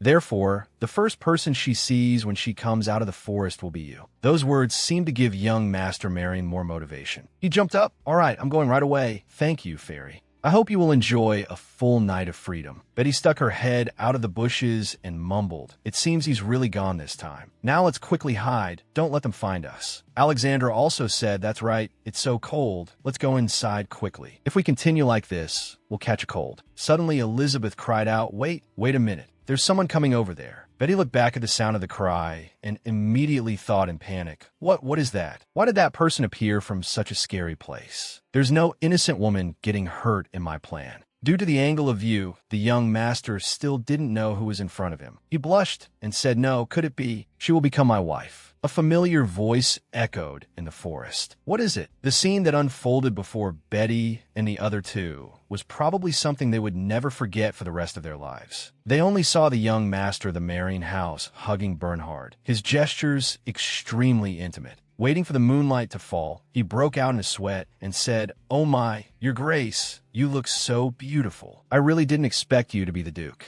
Bernhard's face darkened, his voice extremely gloomied. "I am feeling a terrible humiliation." Young Master Marion trembled and said, I have committed a crime worthy of death." Elizabeth said in fear, the Duke will kill us all." Betty held the card in her hand. A second later, she decisively tore it to shreds with the thought, "I must quickly destroy all evidence." Anyway, the only names on the card are Lucifer and that kid. The Marquis Marion's kid will never be seen again, so there's no need to remember anything. After finishing everything, she, along with Elizabeth and Alexandra, hurriedly left the scene. Returning to the bedroom, the three of them sat in a circle at a round table. Suddenly, Rosalia came in and said, "You kids, I've been looking everywhere and couldn't find you. So you were here. Why do all three of you look like this?" Alexander replied, "Because it was snowing a lot outside. We were making a snowman." Rosalia asked again, "Then what's wrong with your voice, Rosie? It seems like you've caught a cold." Elena interjected, "Let's save the scolding for later, Rose. Look at the three of them, pale and shivering." She continued,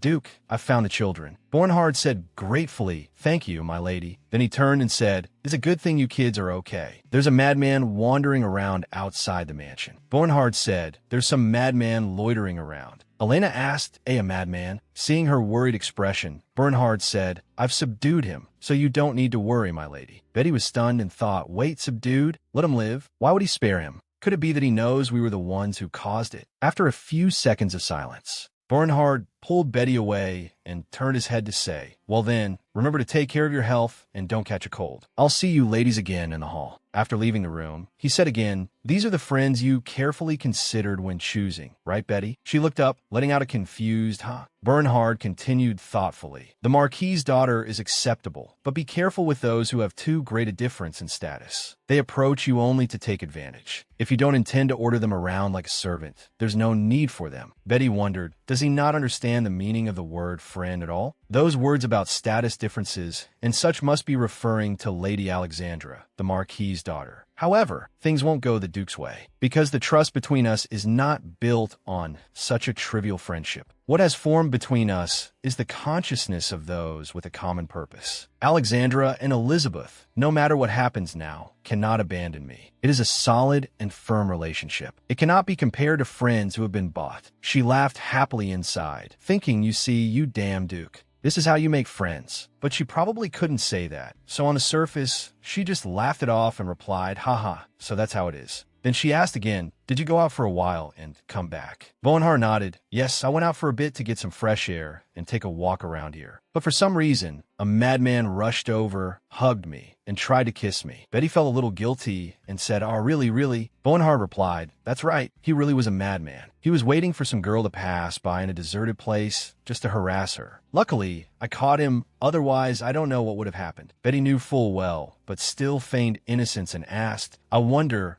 who would do such things.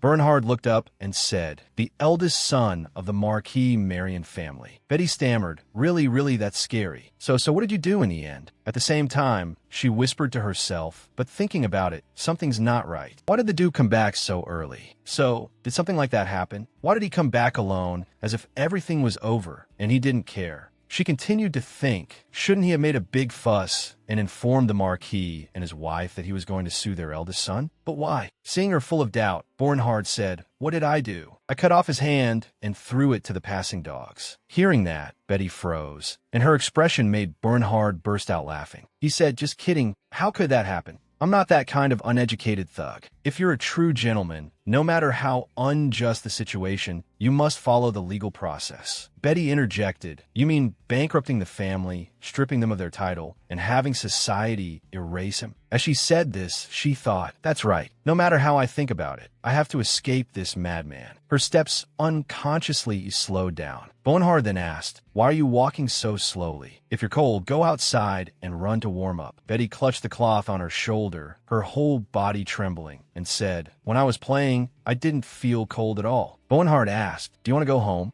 Betty thought to herself, that won't do. To escape from that man, I need to have a good relationship with Duke Lucifer. Then she replied loudly, "No, I want to dance. This is my first time attending a ball. I'm really excited." Bernhard said, "You don't know how to dance anyway." Betty retorted, "Well, being good at something and wanting to do it are two different things." Bernhard agreed, saying, "That's right, Betty wants to do it, so she can do anything." The Flower Fairies Ball was held for all children, but this world was clearly still a class-divided society. It was obvious that the children of the nobility were more important than the children of the commoners. In that world, the 13-year-old princess appeared after 500 years. The person who could be considered the main character of this ball. This time, the princess's dance partner had been decided in advance. Among them, the men of similar age would follow in order from the one with the highest status. Speaking of which, among the young men of the empire, who has the highest status? Betty called out, "Duke." When he looked up, she asked, "Aren't you supposed to dance with the princess first?" At the same time, she thought, how could I have forgotten such an important thing until now? Why did I only just remember? She angrily recalled the moment Bernhard interrupted her and Lucifer. If only I had remembered earlier, I could have retorted properly then. Bernhard replied, "Yes, but I've already switched." Betty asked blankly,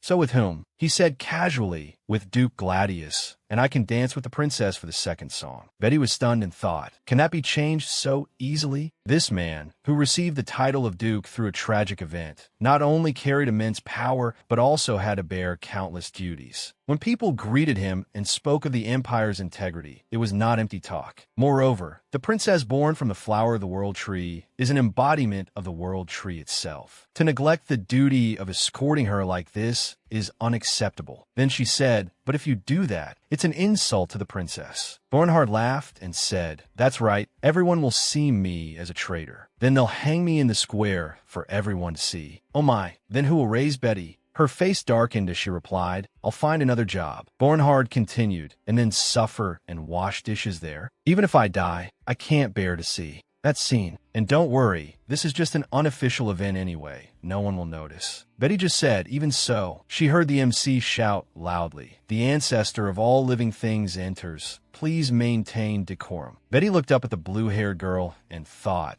the real main character of the novel that was only mentioned as the original work in Jucho, because the princess was born as a noble being who grew up among emotionless gods. Through Duke Gladius, she realizes love and defeats Duke Xenus, bringing peace to humanity. The main character of the perfect story, Princess Katerina. She opened her eyes wide and thought, I can't believe that in Jucho, she was just a minor character with a small role. The true main character of this world, the Messiah who will lead humanity, once imprisoned in the clouds, to eternal salvation. This is the description of the moment when the main character in Jucho, who had possessed Christine, first saw the princess. Bernhard saw her staring without blinking and asked, "Want a closer look?" Betty replied, "Yes or no." She looked up at the hall. Then she turned to look at him and thought to herself, to dare to dance with me while leaving the princess there. What on earth is the Duke thinking? The music began to play, and everyone joined the party. Betty and Bernhard danced the first dance. While her eyes were fixed on Katerina, she thought, everyone can't take their eyes off the princess. The princess must have something that makes people unable to look away. Just a little more, and she'll disappear as if slipping through one's fingers, a dangerous feeling. Bernhard found it interesting and said, I didn't expect Betty to like the princess so much. She replied, because the atmosphere is quite mysterious, and there's something that gives a feeling of nostalgia. Betty wondered, is there something that gives a familiar feeling, as she was lost in thought, Bernhard called again, Betty. He said, you're distracted, so the rhythm is all messed up. Betty thought to herself, it's so messed up there's nothing left to say. Due to the height difference, the posture looked somewhat clumsy. My twirling movements, which completely ignored all rhythm, were beyond discussion. Someone watching her dance said, look, I've never seen anyone dance like this in my life. Betty broke into a sweat, thinking, I didn't expect to get attention this way. Even the people who were previously only sneaking glances at the princess are now looking at me. Bernhard laughed and said, what an attention grabber. Are you looking at me with that expression? That's a compliment. Betty's face darkened with anger as she thought, how is this fun? After the first song ended, Betty also walked down the hallway, thinking gloomily, it's finally over. Suddenly, a voice called out, Miss Betty. She looked up, and as soon as she saw Lucifer, she exclaimed, Duke, and thought to herself, he must have seen my dancing skills, right? I roughly understand what he wants to say. As expected, he said, you look very tired, miss. May I help you rest for a moment in there? Just talking with Miss Betty is an honor for me. Betty thought happily, that's right, this is a great idea. Anyway, I just need to build a relationship with Lucifer. She spoke up and replied, yes, that's wonderful, and continued to think, instead of struggling with dancing, having a pleasant conversation in the lounge will be much better. I don't want to dance anymore. After thinking, she clasped her hands and added, if you do that, I would be very grateful. Lucifer smiled and said, then let's go to the lounge, thinking it would be that simple. But Bernhard patted her on the shoulder and comforted her in a low voice. Don't be too sad, Betty. The Duke only said that because he's genuinely worried about you.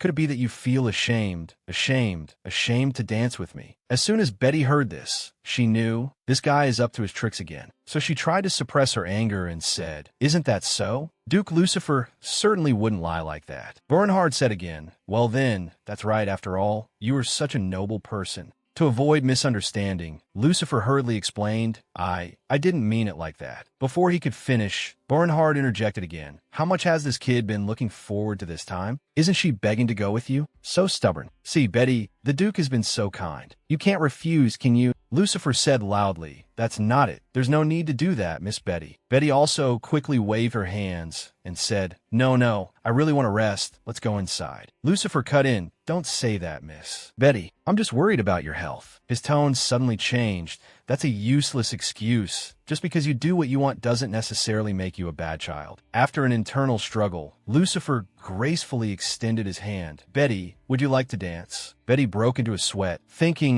such a cute and foolish boy. Glancing at Bernhard, she thought again, you're being controlled by a demon right now. I'm not as weak as you think. Then, feeling helpless, Betty took Lucifer's hand. Yes, thank you. Seeing this, Bernhard turned around in satisfaction and said, that's great, Betty. Well then, I wish you and the Duke a wonderful time. Betty sighed and thought, before I can escape from the debt-ridden Duke, there's no other way. For now, I can only rely on pure goodwill. Without a single penny of capital, I feel so pathetic. She heard the music and wondered, the next piece is a waltz, isn't it? Are the waltz steps difficult? After a moment, Lucifer said, Betty, if you don't mind, shall we continue the waltz like this? Is that okay? I'm worried your feet will get tired. Betty thought with a forced smile. Anyway, he's such an overly kind child. Even while holding me, his steps are steady and graceful. At this moment, I'm truly surprised to learn that General Marine and Duke Lucifer are the same age. Even as the rhythm gets more and more lively, his steps remain steady, not wavering at all. Looking over at Bernhard dancing with Princess Katerina, Betty continued to think. His expression is so strange, it's worth watching. It seems I'm feeling a little bit of joy. Her thoughts were suddenly interrupted by Lucifer's question. I heard you'll be enrolling in the guide school this spring. It seems your age is still a bit early for that. Do you have a special reason for pursuing a career as a guide? Betty replied, it's not too early at all. I've heard that 13 is a suitable age to enroll. Lucifer asked in surprise, "You're 13?" Feeling his question was a bit rude, Lucifer quickly said, "Yes, I'm sorry." Betty just smiled. "It's okay." The Duke didn't believe it at first either. Changing the subject, "I've also heard about your brilliance, Duke Lucifer. I heard that Princess Katerina and Duke Lucifer take turns holding the top spot." Lucifer blushed slightly and said, "That is a pride I must maintain." Hearing that, Betty thought, "Such a blatant compliment makes me a little embarrassed." That's right, for a straightforward person like him, this kind of flattery isn't very suitable. So she changed the subject again and asked, "What are you planning to do for the upcoming summer vacation, Duke?" Lucifer replied, "I don't have any specific plans yet, but during the summer vacation, I usually go down to my domain to inspect the ongoing projects." Betty said in surprise, "Oh, that sounds like a grown-up. What kind of business are you in?" At the same time, she also thought, one thing I overlooked while getting caught up in a close relationship with Lucifer. The warnings that were passed down many times right after Christine, who was possessed by the monster, the evil bear, appeared immediately. Lucifer's expression became serious. He called out, "Betty, perhaps." The thing she forgot was never express interest in Duke Lucifer's business during the party. Sure enough, that seemed to activate Lucifer's machine. He began to ramble. "Did you know that every year, nearly 70% of them have to live through a year with less than 50 coins? Of course, Miss Betty must know this, because before receiving support, you were one of those children. So do you know how much money the children in the remaining 30% spend each year? Surprisingly, 30% of the upper class spend an average of about 1,000 coins per year. And most of that is spent on luxury items and entertainment like riding horses or magic technology toys. Items that after a few plays, when a novelty wears off, are thrown into storage and never looked at again. I simply gather the excess resources of that 30% group of children and distribute them to the remaining 70%, just with a few dresses that are no longer new or don't fit because the children have grown." Betty stared blankly, thinking it sounds interesting.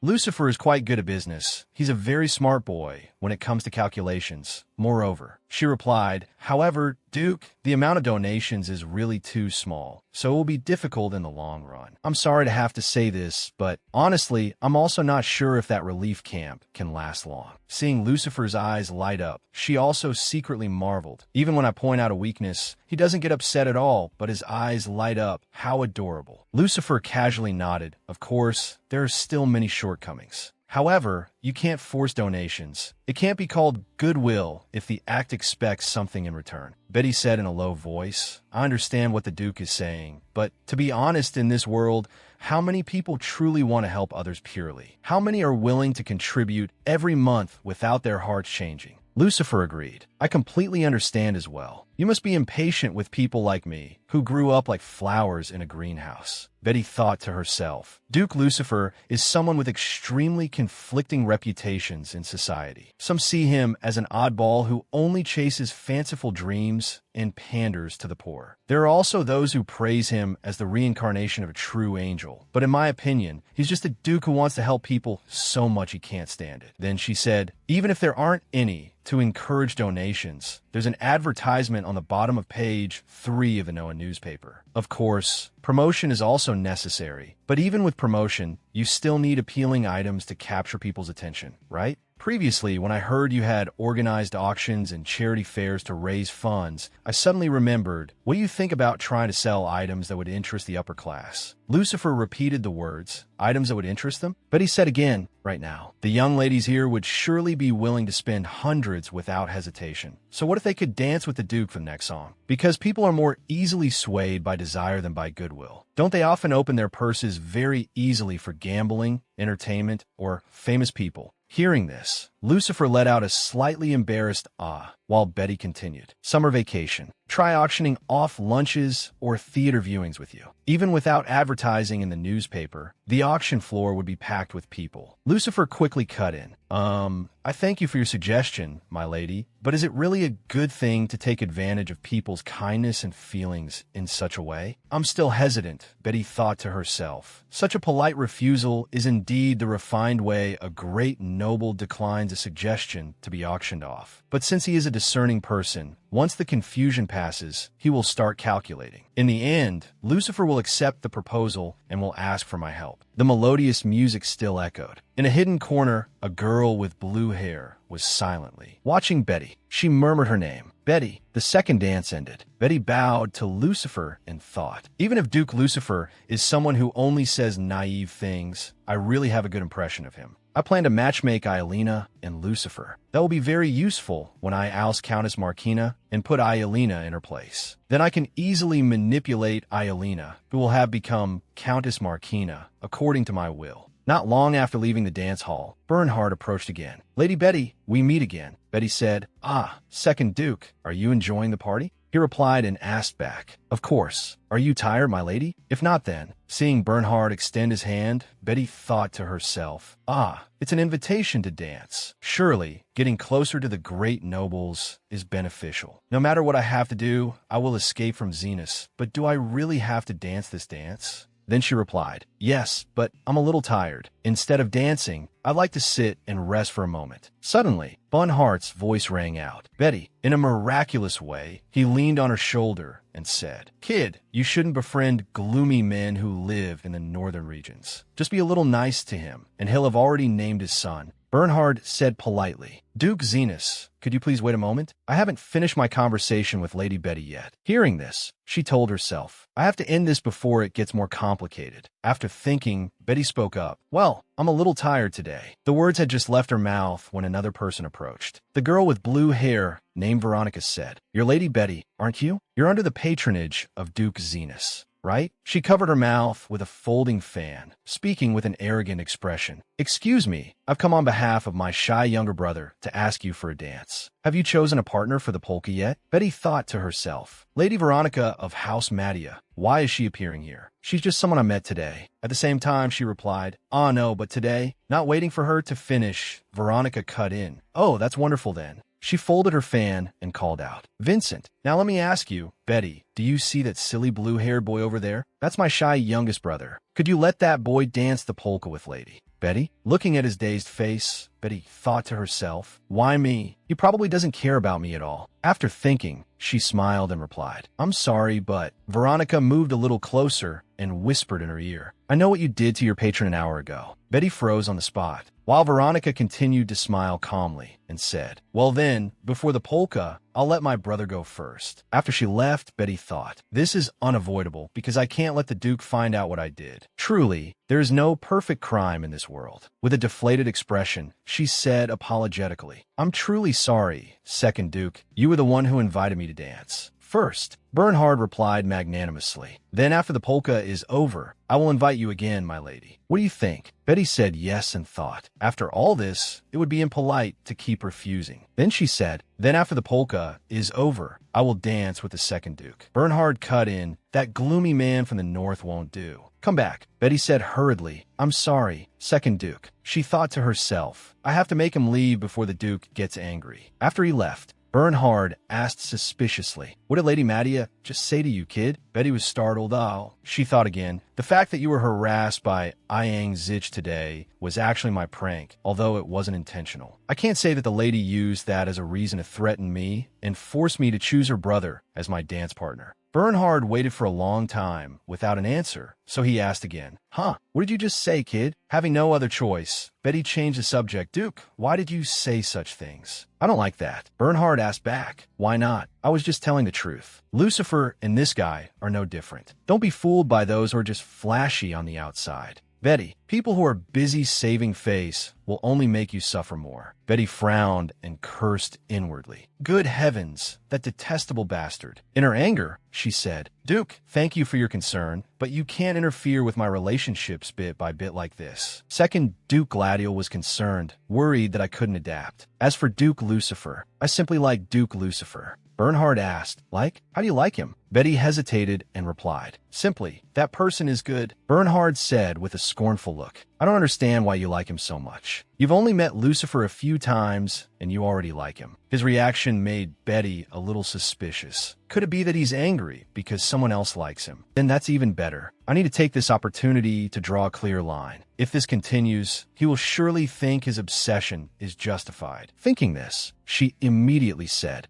First, the Duke was the one who asked me to dance first. I feel like he was concerned, worried that I couldn't adapt here, so I'm very grateful. Second, I've also heard that he is someone who frequently does many good deeds. Third, while dancing, we talked, and I realized that, just as everyone said, he is indeed a very gentle person. He spoke very enthusiastically about the relief work for the poor that he has carried out in his domain. I truly think that this world needs more nobles like him. After she poured out everything she had been suppressing in one breath, the hallway fell silent. A few seconds later, Bernhard asked, Have you said everything you needed to say, kid? Betty replied in a low voice, Yes, I've said everything. Bernhard asked again, Is that so? Looking at his calm face, she thought hesitantly. The angrier the Duke gets, the calmer he becomes. The fact that he's still maintaining unnecessary formalities means he's very angry. After thinking, Betty said, Please, go ahead. Bernhard began to speak. Lucifer is simply nice to everyone. Do you know why he still stays with the Duke, kid? He doesn't give anything at all, just because he considers himself one of his people. Betty immediately retorted, You don't only become friends when there's something to gain. Internally, she added, Of course, I'm also diligently maintaining my relationship with Lucifer because there is something I want to achieve. Bernhard touched his forehead and said, Betty, someone who is nice to everyone is a fool who can't say anything, who has to bear all the losses out of a sense of duty. Shouldn't you be good to the most important people? Hearing that, Betty said, Just because you belittle the good deeds of others doesn't mean the Duke's bad deeds become justified. Bernhard asked doubtfully, My bad deeds? What evil have I done? Then he added, Well, whatever. I don't live such a clean life, but so what? At least I don't do bad things to you, kid. I always get you the best of everything, from food to clothes. That's enough, isn't it? Once again, Betty's anger flared up. She said, Anyone who heard that would think I begged you to do nothing more. The Duke is only good to me because I have value as a cleanser. How is that any different from caring for a beloved gun every day and wrapping it in high-quality leather? Suddenly I find a companion, but I have no money and no parents, no different from being thrown out on the street. How can you think that's good? Just using the excuse of supporting me to keep me by your side and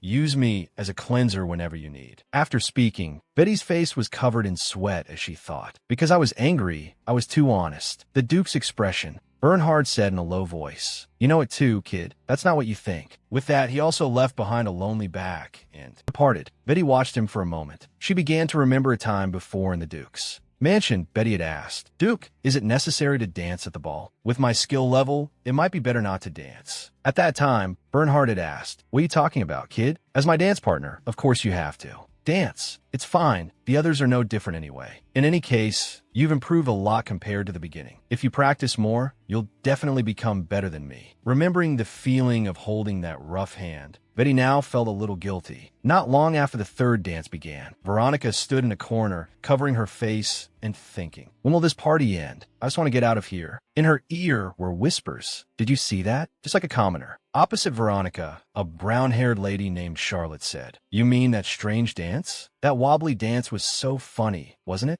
Her friend said, The young lords are truly generous people to even invite someone like that to dance. Charlotte added, Truly considerate, kind people. A lady in a purple dress said, She doesn't know anything, just acting so smug. After observing this gossip, Veronica whispered, It's quite charming, isn't it? Remembering Betty, she thought, Of course, she's not a typical beauty. She has an undeniable charm. The more you interact with her, the stronger her appeal becomes. A little girl like that leading her friends of higher status to pull off this prank. Interesting. Silly Vincent must do what he was told properly. Suddenly the door to the room was opened. Bernhard entered the room and said, I wonder if you ladies have some time? Veronica thought to herself, What is he saying? A black-haired lady stood up and said, Ah, Duke. Charlotte also stepped forward and said, Duke, please sit here. After sitting down, Bernhard said, I'm feeling so bored. Is there anything interesting? Hearing this, she said, Duke, watch this. With that, she took several balls and started juggling. Seeing this, Bernhard said, Lady Charlotte is truly very good at playing. The fool. Another lady pointed to the card tower she had just built and said, Look at this. I built it in 30 seconds. Next was a song from the lady in the pink dress. The black-haired lady also picked up a spoon and said, Is that the beam I will jump or the one I won't jump? Next to the small rabbit box is the big rabbit box, and next to the big rabbit box is the small rabbit box. Bernhard hummed. Boring. Hearing him say that, the ladies began to chatter again. Then what about this, Duke? This is a rare gem. I have a sculpture that was very difficult to obtain. Would you like to see it? This is a plan I found from across the continent. Isn't it wonderful? Bernhard said, bland. Suddenly someone said, Oh, what about this, Duke? The girl in purple, named Betida, placed a cage on the table and said, I have a hobby of collecting rare animals. Among them, this one was truly very hard for me to get. I heard this species belongs to the bear family and only lives in the southern mountains. What is this called? Saclay. Charlotte added, People call it a red panda, Your Grace. Betida said again, Isn't it lovely? Although it's shy, it's very gentle. Ah, and I heard it lives on bamboo leaves. Would you like to see? As if to prove it, she stuck a bamboo leaf in and continued, Here, have a bite. The raccoon paid no attention. It raised its two hands in a threatening gesture. Seeing this, Betida said, Oh my, Saclay, why are you doing that? Saclay, why is it like this now? Amidst the confused atmosphere, Bernhard was silent for a moment. Then he pointed at the cage and said, That is a typical sign of a threat. Seeing Betida freeze, someone called out, Betida. At the same time, in the dance hall, Vincent said to Betty, My sister Veronica said that she wants to send an invitation to Lady Betty soon. She asked in surprise, To me? Why? Vincent replied, I don't know. She just told me to pass on a message and bring back an answer. Will you accept the invitation, my lady? Betty replied with some hesitation. Yes. At the same time, she thought, If I'm already caught like this, what else can I do? Vincent, having received the answer, said, Then I will relay that to my sister. Excuse me. As he was leaving, Alexandra approached and asked, Lady Betty, did you also receive an invitation from Lady Veronica? Betty replied, Yes. Did you receive an invitation? 2. Elizabeth said in a panic, The Duke will kill us. Alexandra said, Be quiet, Bet. Betty thought to herself, Luckily, I don't have to go alone. Then she said, Do you happen to know where the Duke went? Alexandra was dazed. The Duke? Elizabeth pointed towards the door and said, It seems he headed towards the lounge earlier. Betty immediately set off, not forgetting to say gratefully, Thanks. See you later. My lady, Elizabeth called after her. Lady Betty, be careful. On her way, Betty thought to herself, Although I want to spend more time with my friends, I have something urgent to do. Although it was a bit surprising, I've been in love a few times in my past life, and I always ran into the same problem. Like someone would ask, I don't know if you really love me, or clarifying texts like, It's not like that. And that person would say, Is it so hard to put up a fence? I'm not asking for anything big. Her call would come saying, I'm the only one who's worried and anxious. Am I bothering you? Betty continued to think. Now they are just people whose faces I've forgotten. I don't understand why the words they left behind are still so clear in my mind. Or perhaps it was because Bernhardt's words, You know it too, kid. That's not how it is, brought back her memories. It's definitely not a face like this. This person definitely can't have such an expression. Stopping by a flower bush, Betty thought. Maybe my mind is constantly distorting my memories. That's right, anyway, I have to admit what needs to be admitted. She casually picked a handful of flowers and continued moving with the thought. I was careless earlier. I just didn't want to leave any opening for that Duke. My attempt to act tough inadvertently created an opportunity for me to have to apologize. But do I need to be so sad about it? My heart wants to take this opportunity to be cold, to cut off all feelings. The Duke's face lingering in my head is so annoying. Anyway, strange and deviant people are really hard to deal with. In the lounge, Charlotte said, So cute, can I hold it once? Bernhard, holding the raccoon in his arms, said, No, and please switch places with the lady over there. Charlotte said, displeased, You just told me I was the most beautiful. Bernhard replied, That was then, now I'm bored. Switch places. Betty, who had just reached the door, heard the conversation and became so angry a vein throbbed in her head. This guy, making others worry while he's just having fun by himself. Shameless. She turned back. All right, let's go back. I'll just focus on improving my social relationships. Suddenly the door opened. Bernhard put his hand on her shoulder and asked, Why did you come all this way just to leave? Did you bring this to give to me, kid? Betty gave a small laugh. Huh, what? Anyway, I did bring it to give to you. So she said, to thank you for practicing dancing with me. Pin it with your handkerchief. Seeing her offer the flowers so carelessly, Bernhard said, then you pin it for me. With that, he leaned down. Betty thought to herself, what a bother. She said, I just stopped by for a moment because I wanted to give this to you. You should rest. As for me, knowing she was about to leave, Bernhard called out, Betty, wait a moment, I have something to say. Thank you for watching today's video. Our story continues with many exciting developments ahead. So don't forget to press like and subscribe to the channel to support us and not miss the latest story episodes. We wish you moments of relaxation and fun. See you in the next video. Thank you for watching.